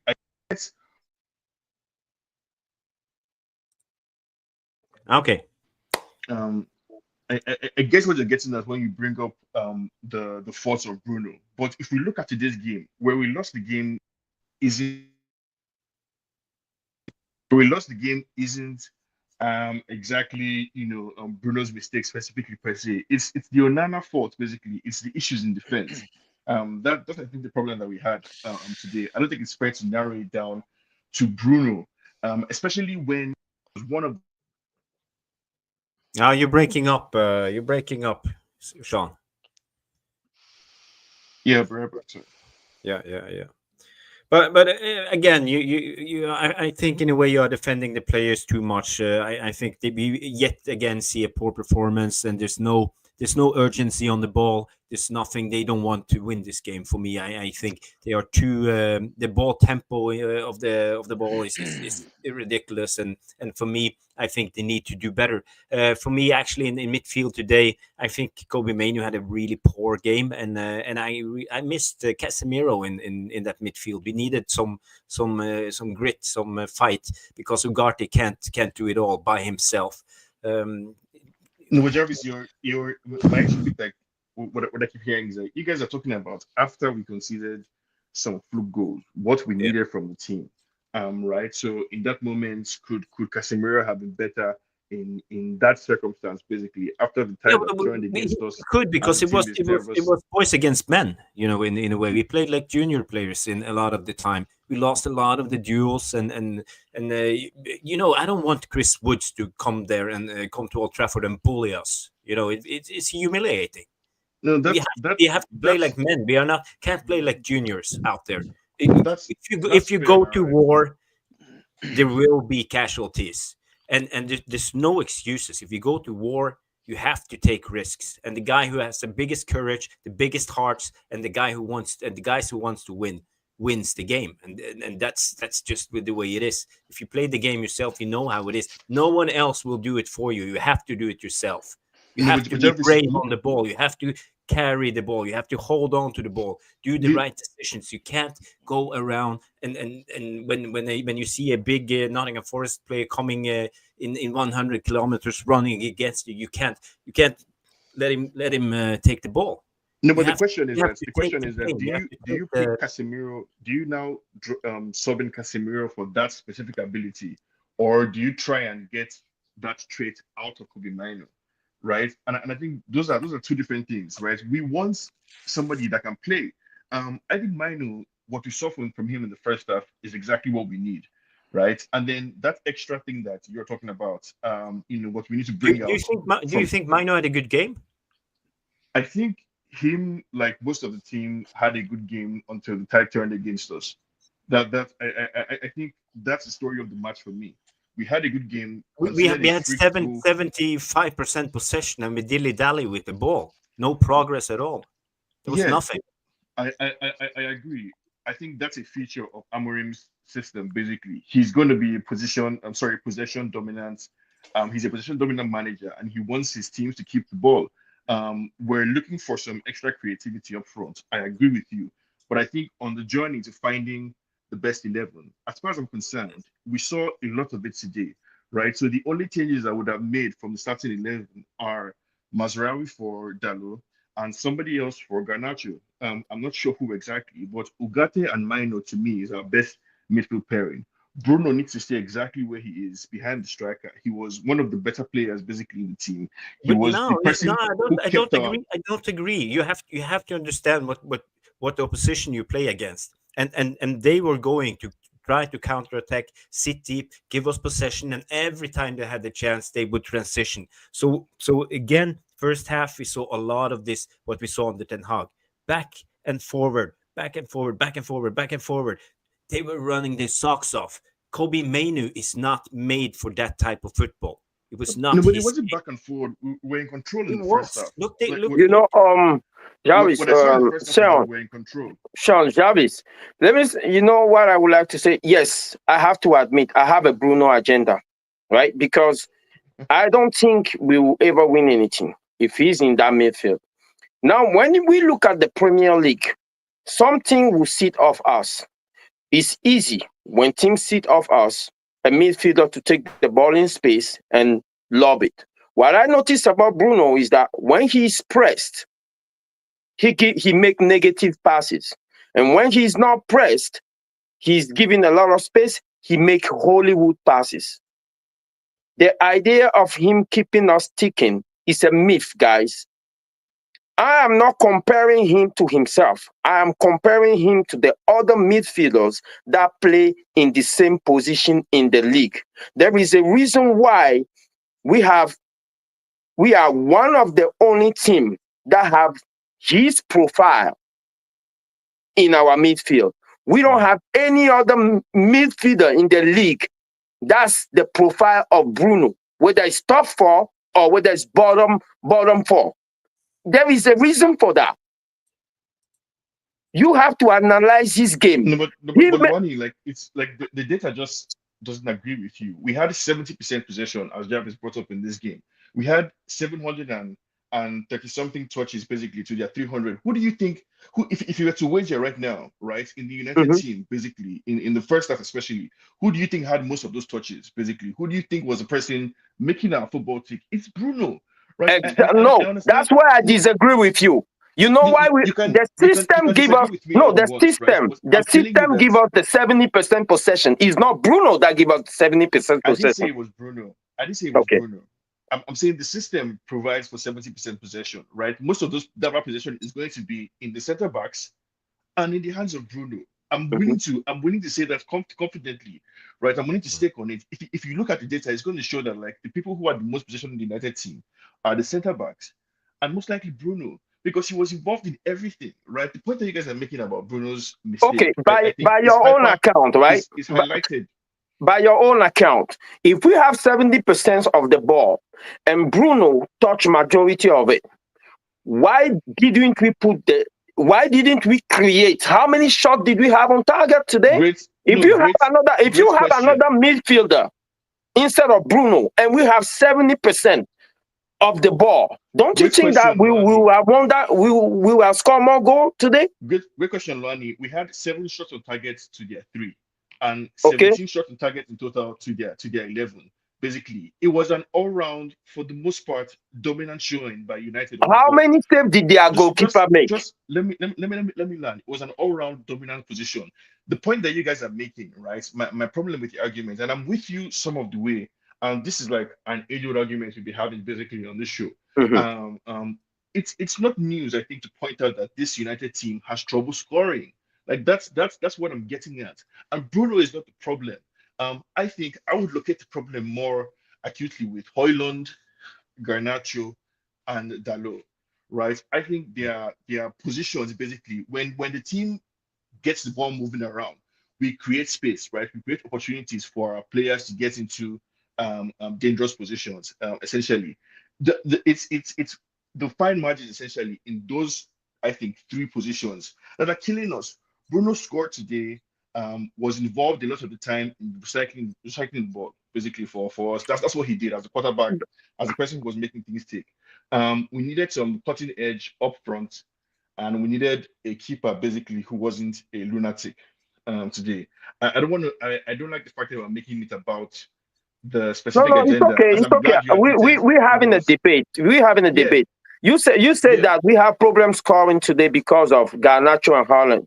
We have had problems scoring way before this coach walking. We have problems scoring with Ten Hag. We have problems scoring before Ten Hag even coming. Okay, the only time we were a free-flowing team is when we had in our final third, we have Rashford, Martial, and Greenwood. That was the last time I can remember. It was when there was no crowd in the stadiums, and it was basically all exhibition matches. That's when we had. No. When there were literally no stakes, essentially, to the football that we were playing, and everybody was just having a jolly good time, and it was only and the good times were rolling. When the going got tough, the players got going, and these are all players who, as we all would agree, Martial and Rashford, people don't want. Greenwood is unfortunate what happened to him, but it is what it is.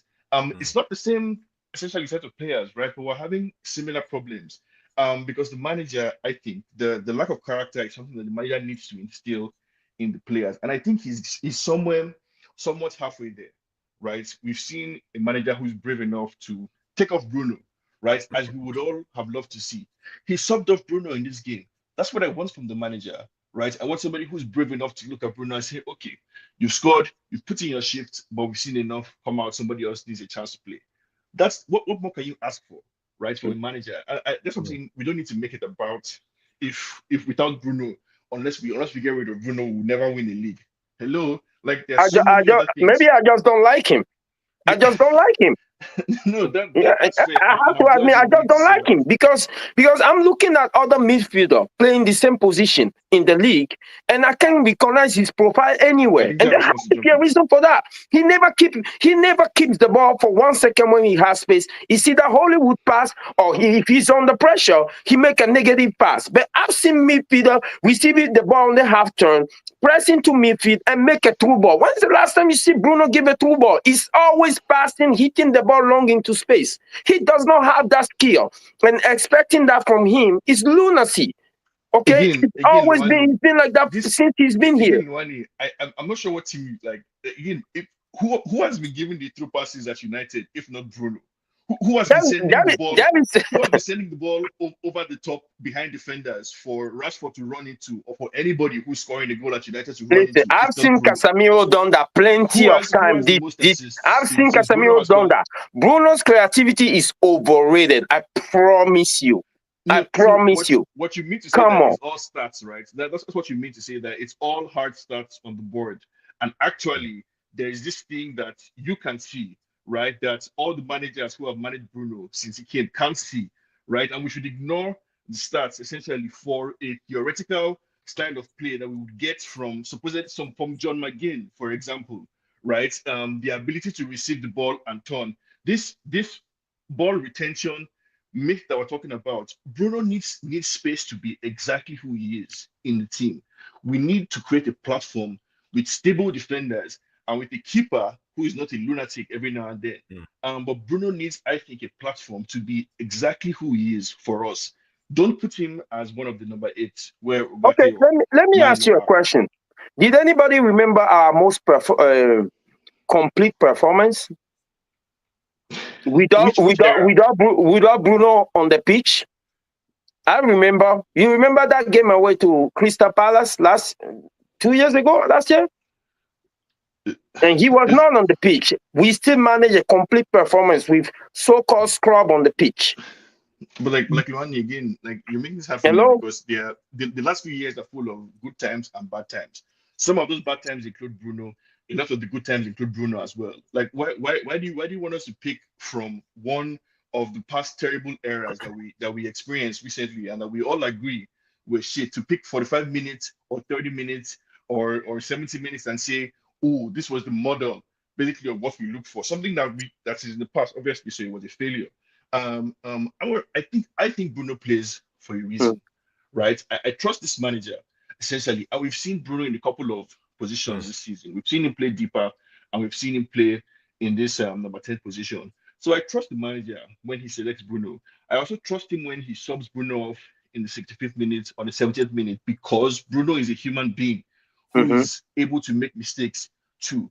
But I want him in the team, is what I'm saying, and we can agree to Okay. disagree. Right? Yeah, we can agree. We can agree to But I want disagree. him in the team. You can agree to disagree. You know, we Guys, might have the reckoning time. Yeah. It's great that Bruno debate is great, and it needs to be talked about. But I just want to go through the last goal, and it's involving Bruno. So I don't know if you guys remember this goal. Ugarte won the ball high up the pitch. Low on the pitch. You see here Ugarte in this area won the ball and headed it over to Bruno. So Bruno took the ball and volleyed it. Great pass to Ahmad, who's on his way up on the pitch here. This is what you get with Bruno, the positive, creative things. He can open up defenses and see chances that no one else can do. Let's say if McGinn has been on this ball, he would never seen that ball to Ahmad. So again, in defense, so Bruno is quite creative. And Ahmad receives the ball. You see the other... what is Nuruddin calling Garnacho and Højlund and Rashford? They call him the guy. Well, I can't remember, but they Brady always runs. yeah. Well, they run and always run in a straight line. That's how they do. But we are on transition in this attack, and the Forest guys are also tracking back. So we get them in a good point. Ahmad receives the ball, do what Amorim tells him to do, carry the ball. So he carries the ball into the box. Rashford, Garnacho, Højlund and Bruno is in the box. Ahmad is good on the ball. He keeps it, and Bruno moves back a little bit. I think he moves 2 yards back and receives the ball here from Ahmad. And the next picture you see here, the ball comes and Bruno takes the shot and scores. So again, this is good from Bruno, I would say. This is where Bruno is at his best. Transition, fast exactly. You hit the name in the head. Transition football. Now I'm asking you a question. We are playing in a league where majority of the team are going to respect us. They're going to sit off us, right? So we will not have that transition. Now the ones that do not sit off us, the top 4 opposition, they will press us high. It's not every day that those transition opportunity will be there. We have already been there with Ole, okay? And we have established that we don't want that type of football anymore. We don't want to be a transition team. And when they figure us out and they start low blocking us, it's game over. We need a profile of midfielder that is versatile. They can hit that pass and they can also carry the ball when we need to be carried. That's what I'm saying. Like I'm not saying that Bruno is shit. I'm just saying that his qualities limit us to play a certain game. And at No, the but end of the day, he's not the that's only the player reason on the why we're in the pitch. position that we are. No, I'm sorry, Luani. It's not because of Bruno that we're in the position that we are. He's not the only player on the pitch. We have that profile that you're describing. I think Kobe Mino is that player. I think Kobe Mino is excellent at getting the ball and beating the person who is close to him. I think his touches when he received the ball are excellent. He's able to create space for himself. Ahmad has that ability as well. And then we have Ugarte, a nice blend, I think, of three very good midfielders who, if given time, basically can complement each other. And I can learn each other's So games. you saying I the midfield of Kobe Mino and Ugarte? For me, those two, Kobe Mino and Ugarte as a midfield doesn't pass the sixth position test in this league. It doesn't matter what you put around them. Right. I'm So sorry. I'm saying that, like, in the United team that we have assembled today, right? Not a hypothetical team that can win us the league. In the team that we have assembled today, the best midfield pairing, I think, is Ugarte, Kobe Mino, with Bruno also involved. He needs to figure out what to do with Garnacho and Højlund. Whether Xerxes plays in that number 10 position behind Højlund or whatever, he needs to figure out that problem. I agree with I can't remember who it was that said that the lead looked shaky today. I think it was you, Luani. I agree with that point. That maybe the lead is not the guy. Maybe we need to save Mazraoui, for that right center back. Maybe we need to keep that pairing. There are some questions that we need to answer. I just don't see that Bruno is one. I think Martinez has locked in his position in left center back. I think Ahmad should have locked in his position with right wing back. I think Mazraoui should have locked in a position wherever he wants to play, but he has to play. And I think Ugarte, Mino, and Bruno are also in that position of having settled, I think, into the system that Amorim wants. There are some questions he needs to answer. I just don't think Bruno is one of them in this squad right now. I agree with you. It sounds like a personal attack, but it's not. The problem I think we have 7 players that are vying for 2 positions. You see those 2 10 positions, we have 7 players that are vying for it. And Amorim is trying to create a balance by removing out of those 7 players and putting them out of position in the 6. There are 7 players that are vying for the 10 position. You have Mason Mount, you have Ahmad potentially. You have what's his name? Ericsson. You have Bruno. You have Garnacho. You have Rashford. Okay, and we have at least 7 of them vying for that position, and we have Kobe Mino. That's the 7th, and because it's too much, that position is too crowded. I think Amorim is trying to accommodate by removing Kobe Mino and putting him in the 6th. Because for the 6th, to be honest with you, we only have 2 through 6 in the team, which is But it's Casemiro not a and 6, though. Ugarte. That position All is right? not a 6. It's not fair to call that position that Amorim is asking Ugarte and Kobe Mino. He's not asking both of them to play the number 6 role. Right? I think he needs them to be a bit more dynamic than a quote unquote 6, right? And this is like the pigeonholing that I'm kind of like pushing back on when you say midfielders' number 1 job is to be able to retain possession.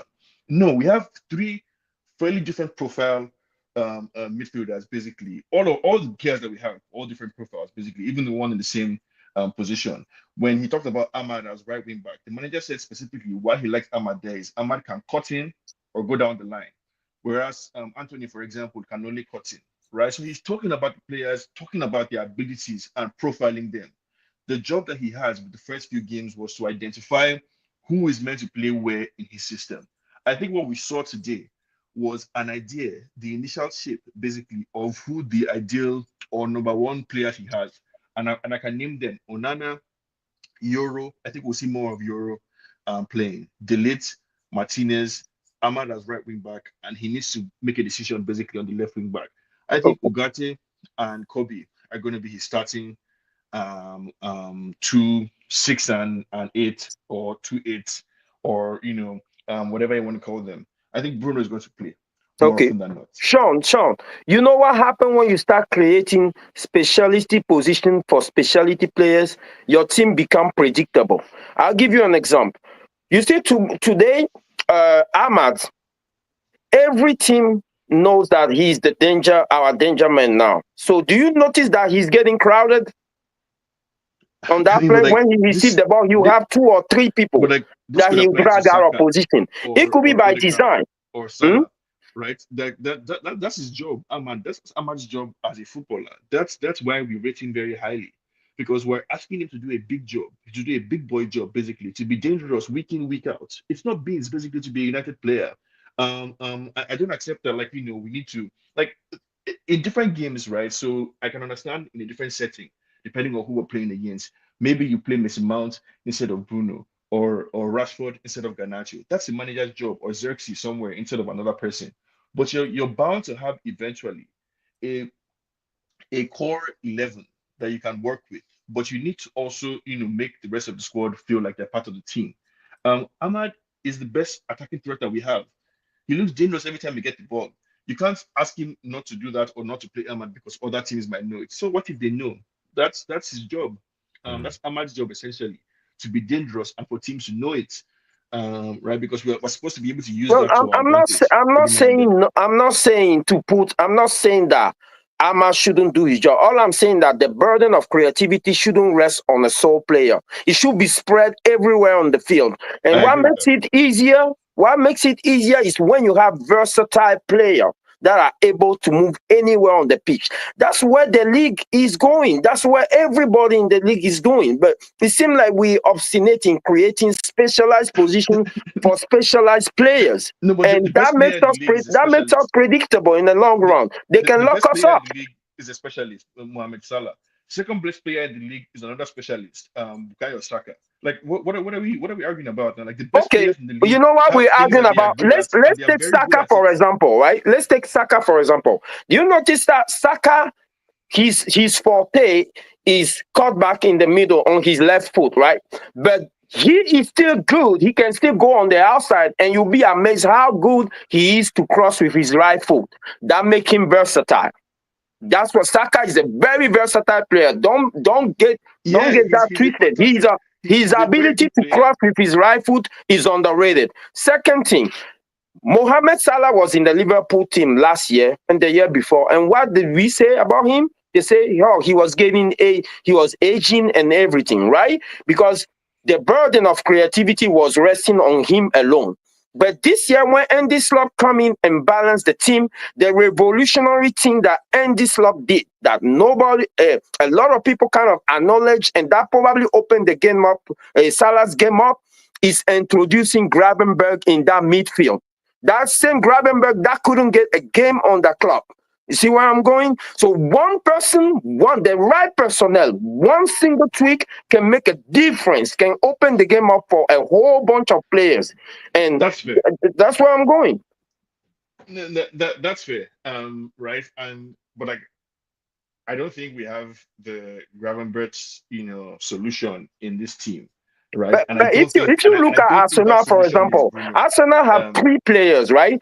Odegaard, Havertz, and Saka, and they all versatile. If you look at them, those 3 players are everywhere on the pitch. They pop out and they take space everywhere on the pitch. We don't have that kind of versatility. We don't have enough versatile players in our team. We have way too many position players, and that's I the mean, issue I Ronnie, think we have. I think you're overselling this versatility as a trade that is required, right? I just have to disagree. I think if you Okay. look at Saka's heat map, you will see him mostly in his position, either predominantly on one half or the other half. I think the same thing applies for Odegaard. Odegaard is the person who's responsible for being Arsenal's playmaker, and his heat map will likely reflect that. The same thing goes for Havertz. He's likely to be in the Firmino whatever role, pressing the opposition defenders basically and occupying a part of the pitch. Versatility is a good trait, yes, but it's not the hill we need to die on. I'm again like the today was a disaster on many different levels, right? But I think it's again from my opinion is down to the character problems that we have in terms of the personality of the players in the squad, the fact that they kind of like cower in the face of adversity. Right, they are prone to bouts of lack of concentration, and it comes from some known culprits like Dalot, and like our keeper Onana. Even though Onana has been in a good way of recent. I'm sorry, Jarvis. I think you wanted to jump in Okay. very well. No. I just want to say we saw some comments from Amorim today. He said Onana saved us a lot of time, and we had to score 2 goals to help him out. He saved us at Ipswich, and we lose as a team. We have to improve in all aspects of the game. So, in a way, he's defending Onana, and he will defend his players. He said so when he came here and started the beginning of his job. Do you think maybe Amorim should consider playing Bayindir, or No. is Onana No, 100% safe in this team, whatever happens? no. One mistake doesn't negate all the good thing he have done since the beginning of the season. We have a Victoria Pilsen coming up in the Europa League on Thursday. That's our next game. Maybe give Onana a game's rest and play That Bayindir. part I agree with. That I agree with as well. I agree with as well. I think Europa League Bayern should come in.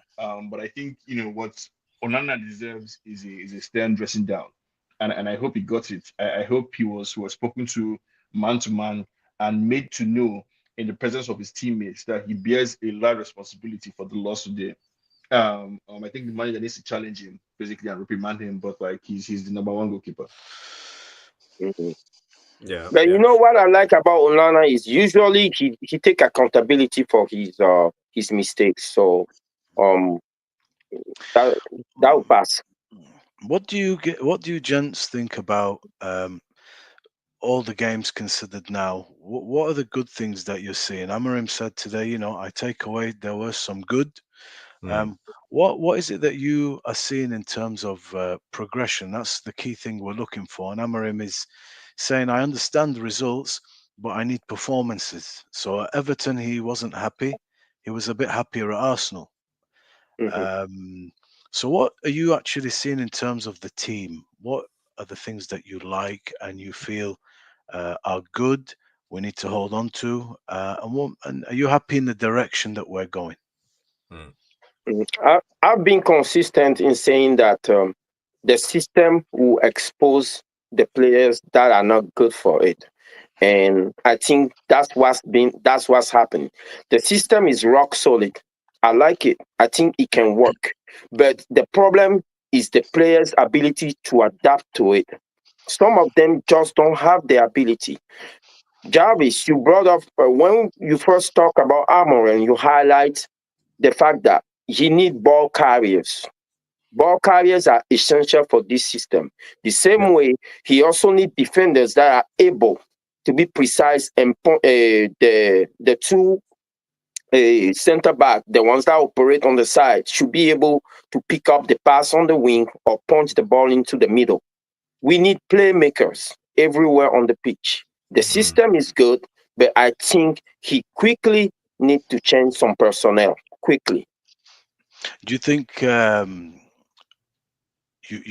it's 4 games, I think, or 5 games? Do you think you're conclusive about certain players that they were not going to make the grade? Do you think it's a bit premature, or you're pretty certain? No, 100%. I'm conclusive. I always remember what Wenger said. Wenger said, if you're 14, you cannot control a ball. You don't have certain fundamental right. You're not going to learn that at 29, 30-year-old. It's not going to happen.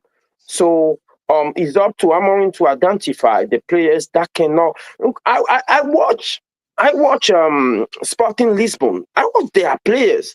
Come on, we have 3 nations in football. I've always been curious about this, right? We have 3 nations in football that are considered very great. We have Brazil, we have Spain, and then we have Portugal. Let's put away the cultural differences. When you look at the style of these 3 nations, right? Brazil, for example, they have the flair, but they're not pragmatic enough. Spain, they have the flair, they keep the ball a lot. Now, Portugal is the pragmatic version of those 2. But at the base of those 3 nations, they have one thing in common. All their players are technically very sound. And that makes me think Spain being the best out of the 3 in terms of the past modern years, Spain's style is more adaptable. It's where football, that gives us an insight on how the game of football is supposed to be played. You cannot be too pragmatic, or you're gonna end up like a Portugal. You cannot be too flary, or you're gonna end up like a Brazil. Now they are irrelevant. But the best balance is Spain. You need to have everybody that's technically sound on the ball and that make good decision. That's it. No, Football is not as complicated as that. I this is where we always disagree. I always agree with you like halfway. Then you not Mhm. take it like extra because I mean, sure, the Spanish football that we adore, right? Some could say it's an evolution. It was originally learned from the Dutch, basically, right? Like so, it's all these things are all like, all have features basically of each other. All these like so-called style of play. To answer my like question, I like a lot of what I saw today from the manager, from the team. I like a lot, basically, what I saw today. But the manager has been clear, right? And he was talking. I mean, I've been referring to him as very honest. He said the storm will come. It will seem as if we've been found out. He said a lot, basically, right? He said it's going to be difficult, but you see an idea, right? He said he knows he's taking a risk, basically, by playing a style of play, specific style of play. So all these things that we're seeing, he seems to have already bought himself time. But he also admitted that you need to earn time. And the only way you can earn time is by putting points on the board. We are 13.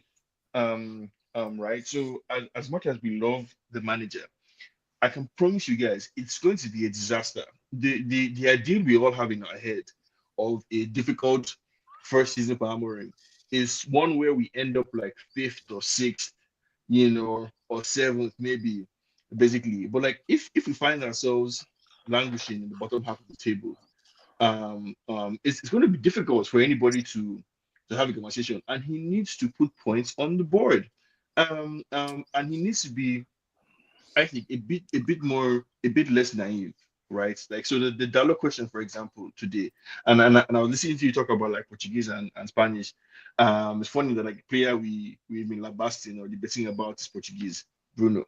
Another one that we all want to get rid of, Dalo too, also Portuguese. So it's not by where your passport is or where you're from, right? I also don't think football is that complicated.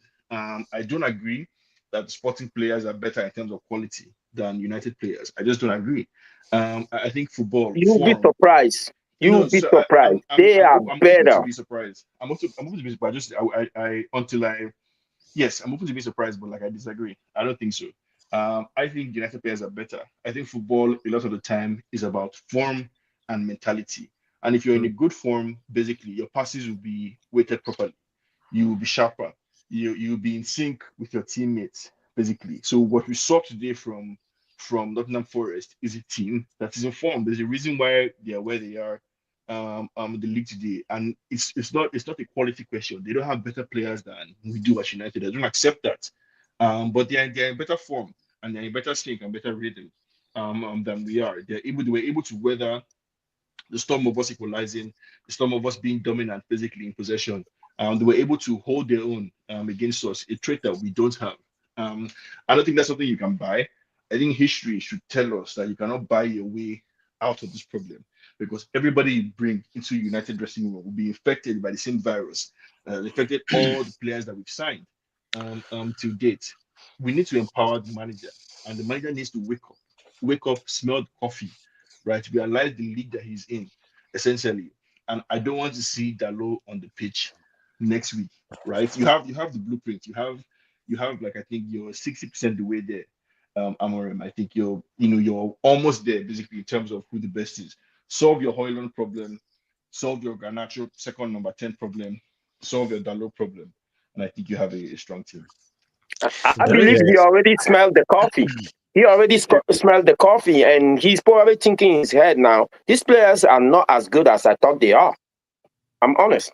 No, but he I said that think he said that's we're a big club, we're that's not a been the big red team. thread through the. If you follow the chat all the time, I see a lot of people. Neo, for example, talk about this player quality, and I think a lot of the Man United fans we have been talking about this player quality, and we tend to blame the manager. Managers also makes mistakes, but again, I think it comes down to player quality. And if you see, let's say the last 3 seasons, 4 seasons, where we have ended up in the league. Okay, we came in third with Ten Hag, then we came in seventh. Now we are 13th. This is our level at the moment, and it goes down to the quality, I believe. Boumbaye, you asked a interesting question. What positives did you see today in this game, and how do you see us taking this forward? What is Amorim going to do to change this around? Because we have a tough run of fixtures coming up. The next fixtures, let's see, we can bring them up here for us to see. City. These are the next couple of games. We have Victoria Pilsen Very difficult. in the Europa League. Then we have City, Very difficult. Spurs in the League Cup, Bournemouth at home, Difficult. Andoni Iraola again, Wolves going away, and Newcastle on the 30th of December. Then and Liverpool, then Arsenal. It's Yes. the games, Jarvis, are coming thick and fast. So far, I like the manager. I like the honesty. I like the transparency. The personality is the right one. It's a very good one. Yeah. He's going to maybe kill these players with kindness in front of the public, which is only going to intensify their need to rise to the occasion. If you throw a player under a bus, you give him an excuse to sever. You basically give him an excuse to not do what he's supposed to. So that's good. I think what I like this system. I do. I think it gives us various options. Gives us the option to transition. It also gives us the option to play through. We have natural overloads because of the 3 at the back and the 5 across the middle. We just need to adapt to it a little bit more. Individual players that are being tasked with certain jobs need to improve. And part of the remit of Amorim and any manager is to improve some players. This is a lot of young players, don't forget here. You have Ahmad's a baby, Zirks is a baby, Garnacho's a baby, Kobe Mainoo's a baby, Ogate's 23 or 24, still very young. Hoyland's a baby. We have one of the youngest teams. Yeah.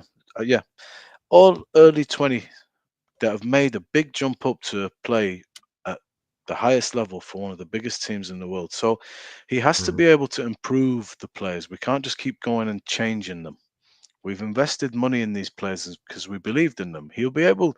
There's not the money there to do an overload, to do an overhaul. And when any manager came in, when we were discussing him, I said that I think whoever comes in can't expect £500 million to change this quickly. Because I don't think the money's there. He has to believe that he can actually improve what he has and implement his system with what he has, and then we can gradually start to trade players. We'll get you a couple, but we're not spending 200 million a transfer window as a net. With that I don't think we have the money to do that. So I think that's the understanding. So I think I liked aspects of today's performance. We are keeping the ball a lot better. I think we are actually against Arsenal. It was very underwhelming. Today, I think we should win that game. I feel we are better than them, but we just don't have the cutting edge. The individual quality and the decision making is costing us a little bit. I think Hoyland today was not good. Garnacho, yeah, he did what Garnacho does, but he did some good things. I thought Delo, not very good. Martinez, not very good. And this is all, I think, growing pains. The guys as well, one of the things he has to do, and he keeps saying it in his last press conference, if you don't run, you're not going to win Premier League. If you want to win Premier League, you have to run. So there's a reiteration there. You have to run like a mad dog. Your levels have to represent Manchester United's aspirations. You can't be outworked and out-hustled and muscled by Nottingham Forest if you're playing for Man United, because our aspirations are to be right up there. The problems with this is the understanding of what he wants, and I still don't know our best team, but I think there are certain things that have come to light. Kobe Mainoo is no longer a guaranteed starter because of the quality on the ball that he has for me. He is Yep. dispensable. He has to work for that position if he's going to be deployed in a 6. Is he better than Bruno and Rashford and Xerxes and Mount and Ahmad in a 10? Debatable. So that again doesn't make him guaranteed. He could try him there, no problem. We're still deciding what we're going to do in terms of the width. Ahmad seems to be the real bright spark in this team, and Mazraoui. These two are pretty much solid. But again, what do you want to do with them? Is there anybody that's going to be able to do what Ahmad does better than what he's given you out wide? I know some people want him in a 10. I don't mind, but I'm thinking if he goes there, we have people that can do 10s, that can score goals. Who's going to go on that wide? Mazraoui? Maybe. Yeah. There's still so many things that we're trying to figure out. I can't pick my best team. I've got concerns with what was our a general, Martinez. I've got concerns. On the ball, it's very good. Playing out where you're exposed a little bit is not great. Maybe Luke Shaw, if he can stay fit, comes back. Maybe he might be a better option. We've seen him play on the left, and he wasn't bad. So it's going to take some time. There's going to be some tough stuff ahead. But at the moment, I've not got any issues with anybody. I'm still feeling them out. I'm still working it out. I don't want to get into the Bruno thing or anything like that, but some players are making a case. Some players are having their cameo and they're not quite convincing yet. But after Yeah, 4 I've games, got some issues with my. I can't ascertain and take too much away. But I do think we are. Last thing I'd say is we have seen a transition of what we're trying to do, and it's very clear, which wasn't the case very much under Ten Hag. It's pretty clear what we want, and we're implementing it. And there are good things, but there are a lot of bad things. Today's game, we just need to find our midfielders. And as that goal showed, the one where Højlund mops up, that goal where Bruno touches it, and the game kept opening up for us in that way. But man, goals change games. You have to stop this shit, mistakes. You have to stop mistakes, and you have to. That's the second game where the first half is different to the second half. The second half, the tempo ups, and when a team scores, the ascendancy and the momentum increases the tempo and the aggression, and we're not dealing with it very well. You have to stay This all calm sounds and trust too the familiar. process. Yes, it does. This all sounds too familiar, and maybe that's because Right. we're not too far removed from the period it resembles, right? But like I'm gonna keep quoting the manager. You have to earn time. So I'm less sanguine than you, Pumaye. I'm calm, but I'm not all the way just like it's whatever. I'm concerned. I'm concerned because the remit this season, because of the time that he came in, because of the circumstances in which he Makes came it in, harder. Makes it it harder. makes So it I think, harder, right? And he has been clear. So I'm going to hold him to his own words that bro, do you he know? said we have to earn time. And every single game that we lose, that's less and less credit basically in the bank. Every game that you lose. Do you So know? stories It's are nice, right. but points on the board. I know what you're saying, and fans are well within their rights to have differing opinions. Some people are already getting fired up on that. Some people are like, no. Did I look at today's game and think we were outplayed? No, I didn't think so. Not for me. I just thought we conceded 3 very poor goals that are all avoidable. We weren't carved up. We weren't mashed up. We weren't. Not a lot of that happened there. I'm looking at our team. I'm thinking we should be. There are opportunities to exploit. We have to start exploiting those opportunities. We have to start being a little bit imaginative. Our forward striker, I'm starting to have a look at it, and I want a little bit more diversity from him in terms of his running. You're not an outfield player only. It's not your job. You have to make those runs and expect to get it and demand it a little bit. Because when you make them, you open spaces. You give them something to think about. We're a bit static and a little bit predictable, and that has to start coming a bit better. But I'm not enjoying it like I want to. But what can we do? We have to just go with it, man. When the manager speaks, the way we're coming from is we want to prepare for the worst and pray for the best. When the manager speak, I kind of listen to some key words that jump at me. He used the word like he wants us to keep the ball.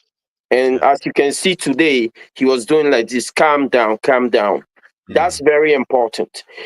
And then he also used the word, he wants us to be fast with or without the ball. He wants us to move the ball fast, or he wants players that are fast. We don't have either in our midfield as pertain to the Premier League. The Premier League is faster.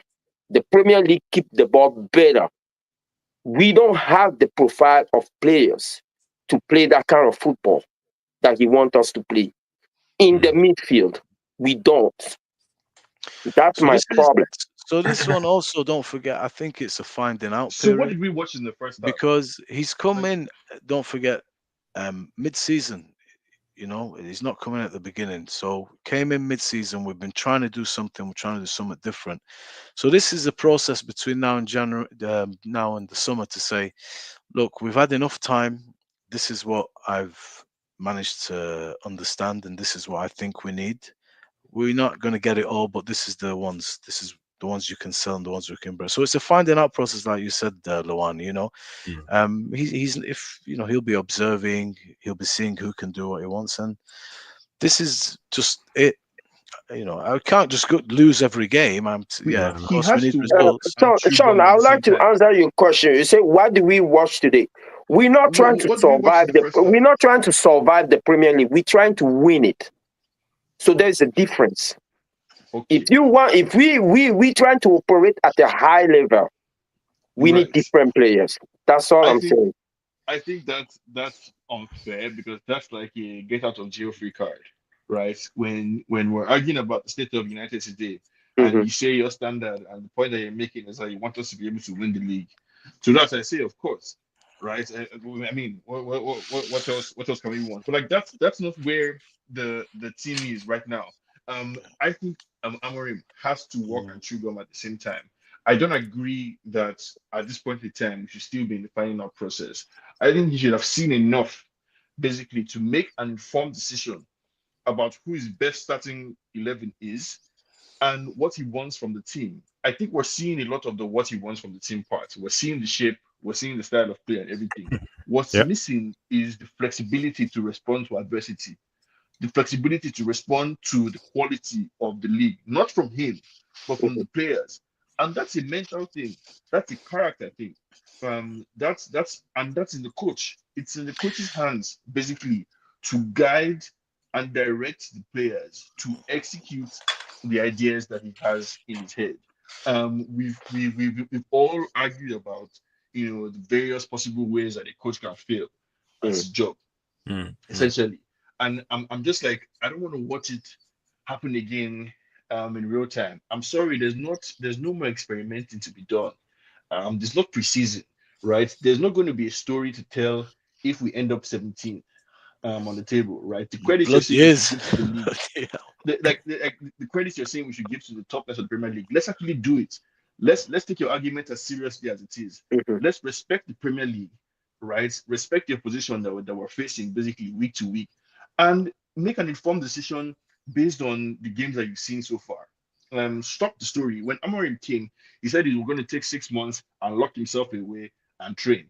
He keeps talking about how he doesn't like interviews. Yet I keep seeing him on interviews. I don't want to hear you explain to me all the ways in which you think the team is wrong. Show me on the pitch. Basically, stop talking. Guys, I want to end the show in a couple of minutes, so I just want to do some quick rounds. No debate, just answer the question around the panel. So first question: who was the worst player on the pitch today for Man United? Start with Luani and just go around, and why? Diego Dallo. He couldn't even put a single cross in quality. He couldn't put a single pass right. So a player of his technical ability, I'm very disappointed. That's all. Okay. And you guys in the chat also contribute with your answers. So Sean, same question to you. Onana, because it's his fault. Everything started from that calamity, and it's his fault. Okay. And again, last Boumbaye. Yeah, I'm going to take the easy option and just go with Onana. Yeah. We're not happy with his performance. Yeah, I get that. Yeah. So the next question is, who was your best player, Man United player, and why? Best Man United player today. It'll be too easy to go Ahmad, but I'll give it to Bruno based on Bruno. stats. Why? What did you see? What did you see from That's a Bruno? good one. I'll just give it to him. I don't have any choice, right? He have the stats to back it up. So That's actually a good see, one. that's what we're doing. That's not what we're doing. I'm glad he did that. He's made my life a little bit easier because I was actually going to say Bruno as well. No, so this is now the interesting part. I disagree. For me, it would be Ugarte. I think he's a starter in this Amorim system. I think he was excellent. He was available always to receive the ball. He was strong in the tackle. He kept it moving basically forward all the time. He looks comfortable and at home in this system. And you know, I think he provided the foundation for Bruno to get the stats that we want from him today. Okay, let me say something. Let me say something really quick, right? The argument, Sean, the argument me and you are both having, I believe we are on different side of the spectrum. Correct me if I'm wrong, right? You talking about a mentality issue. I'm talking about a quality issue. Where I believe the problem is that I believe that a mentality can be coached and inspired, but quality cannot be coached. That's where we differ. If there's no quality, there's no quality. You just have to replace it. But in Right. terms of mentality, yes. If mentality is the issue, it can be coached. So at the end, we will figure out if they can do it or not. My general belief is that most of the players in the Premier League are about the same level, plus or minus 10 points on the scale in terms of quality. Plus or minus 10 to 20 points on the scale. So the really good ones are maybe 20 points better than the average. The really, really top ones and the really, really bad ones are 20 points less than the average. But generally, I think they're around the same quality. The difference between a good player and a great player is mentality. Like that, for me, that's really where it is. These professional footballers, to make it to that level, you have to be around the same level of quality generally. The difference between the good ones and the great ones is the great ones are killers. The mentality, they do the right things, they do the simple things very well, and they do the right things at the right time on the pitch. Yeah, I think it's been a great debate. I hope that the therapy has worked for you guys listening and you guys in the panel. You know, it's yet another disappointing loss. Amorim has just won one league game out of the 4 games we have played so far. It doesn't seem like we are getting involved in the top 4, top 5 battle, and this is our level at the moment. Our only out is the Europa League if we want to play in the Champions League next season, and if Noradin was here, he would say drop the Europa League. So we look that we are out of options. There most likely won't be in any Europe next season, but maybe that's for the better for this team. We can drop the expectations, and Amorim will get more time on the training pitch. So I think we maybe, I don't know if Noradin is planning anything, but we will be back with a more tactical breakdown of the game. I need some more time to watch the game, and I bet you guys will be here too with me and Noradin, and it will be a great show. Guys, if you haven't pushed the like, it's time to smash the like right now. If you haven't subscribe to the channel, and you will be welcome back. The channel is shadow banned. It means that YouTube is not pushing it out to anyone, and every time we go live, no one gets notifications. No, it don't get on your timeline, nothing. We are ghosts. So that's why it's important that you guys help us out. Smash the like, subscribe, and share, and spread the word that United Real Therapy is alive, and we are existing, and we are debating and talking it real. Bombaye, do you want to end in Noradin's style and remind everybody about Bruno. He's what, the Portuguese Magnifico? Yeah, right. I've seen Luis Figo than Joao Pinto. You know, this guy. Nobody will never say that. I think that was exactly what Dino would have said with that statement right there. Bruno is the man. Enough for me. Okay, I mean, It's sarcasm, man. uh, yeah, this channel, man, it transcends football a bit, and I like being on it because of what Nuruddin has made it represent, um, which is, a good sense of humanity, um, just a decent place, a good vibe with principles. It's not just a channel that's about subscribers and clicks and stuff like that. I know a lot of channels are about that. Some channels, it's a business, it's a living. Nuruddin don't do that. He set this up to give a good space, for people to come on here, express views, and to also the channel represents him as a human being, his principles, his ethics, his morals, and this is why I decided to come because I'm not an internet guy, Mm. and it's because of him. So with that, I would say, um, hang on to your humanity, man. Empathy is important. You never know what somebody's going through, and just thank God that we are in a decent position. We're in paradise. We're on here doing this podcast. Everybody's having a laugh, giving opinions. But there's people out there in Palestine, Mm. kids that have lost, I don't know, 20 members of their family. There's just desolation, just landmass, carnage, not knowing. They're resigned to death basically at any moment. And they know the tragedy is that they know that the world cannot really do anything, in spite of the fact that the whole world knows this is wrong. The international legislative bodies that are supposed to be respected by all of us so that there isn't a third world war have said this is wrong, but yet people are flaunting that law, and we're seeing things that should never be seen. um, I don't mind if you are fighting military for military, but this war has just been just the murder, the ethnic cleansing, man, and the absolute obliteration of the future with the killing of children, the trauma. We've not even got into the trauma. If there is an aftermath of this, how do you fix these people, what they've seen?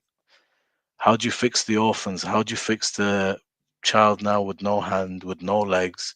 What do you do? What do you actually do with that? The practicalities, how do you shit? How do you piss? How do you eat? How do you have any privacy? How do you have anything? So all these things, man, are the realities of what is going on out there. And it's tragic. But the one good thing that I hope has come out of this is that for 75 years, people in the Middle East have been vilified and demonized as, Islam is a backwards, head chopping ISIS. And you see that Israel is championed as the beacon of democracy amidst that backwardness. And now you are seeing the reality of what the people have been trying to tell the world for so long. And this isn't the first massacre. I promise you, you can go into history. You can read about Sabra, about Shatila, about the Kana massacres. And what I would say, from my personal point of view now as a Muslim, it is shameful how the Muslim countries, and I'm going to call them out, like Saudi Arabia, Saudi, like yeah. the Gulf states, like Egypt, like Jordan, um, all of these nations, man, even the ones further afield, Turkey is an absolute disgrace, have Mm. not only done nothing and watched this happen and not opened a front against Israel, but they have actually aided and abetted it through finance, through being passive, and through the supply of resources for this to Yeah. continue. And the last thing I'd say, America, Britain, France, Germany, it's not a question of complicity anymore. They are active participants in this. And this is the biggest torment that it causes Palestinians and everybody in the world, whether you're in Haiti, in Congo, in Palestine. You are vilified in your resistance and labeled as a terrorist The same thing that happened to Mandela in South Africa. They're terrorists. Why? Because they're fighting back. What else are they supposed to do? What are the Palestinians supposed to do? Yeah, we human beings are empathizing, we're marching, we do what we can. But what would you have somebody do? Should he just lay down and die so that he's not a terrorist? He's the one who's facing terror. So I hope this episode has been a real expose of the truth, and that the veil is gone and people now really understand the nature not only of the world but of Israel and Zionism. And Judaism is an Abrahamic religion, like Christianity, like Islam. They all go back to Abraham. Judaism in its truest sense has nothing to do with Zionism. Please make the distinction. This is nothing about Jews and the people of Palestine and the resistances and the people of the Lebanon and these places. Their qualm is not with the people that are 1,000 miles away in America. Their qualm is not with the people that reside here in Manchester or Norway or anywhere. People are people. Their qualm and our qualm is with the people that are supposedly elected, that are making the decisions and taking all the money and spending it for this. So with that, God bless all these people, man, because it seems they've got nothing but God to rely on now. And hopefully this episode in Syria, I don't know if you're watching the developments now, the ISIS type brigade is back. And this is another big dangerous thing. And that was the creation of America, and is being aided and abetted by Israel. And only Israel will gain from this now. So, you know what? Just God willing, things can just settle down. How, where, I'm not sure. But F Zionism, F Israel, F all these leaders, F the Glazers and Jim the Rat, and F that shit game of football that we just got popped as well. So, on the whole, not a great day, but that's it, man. Big up, bless all, peace.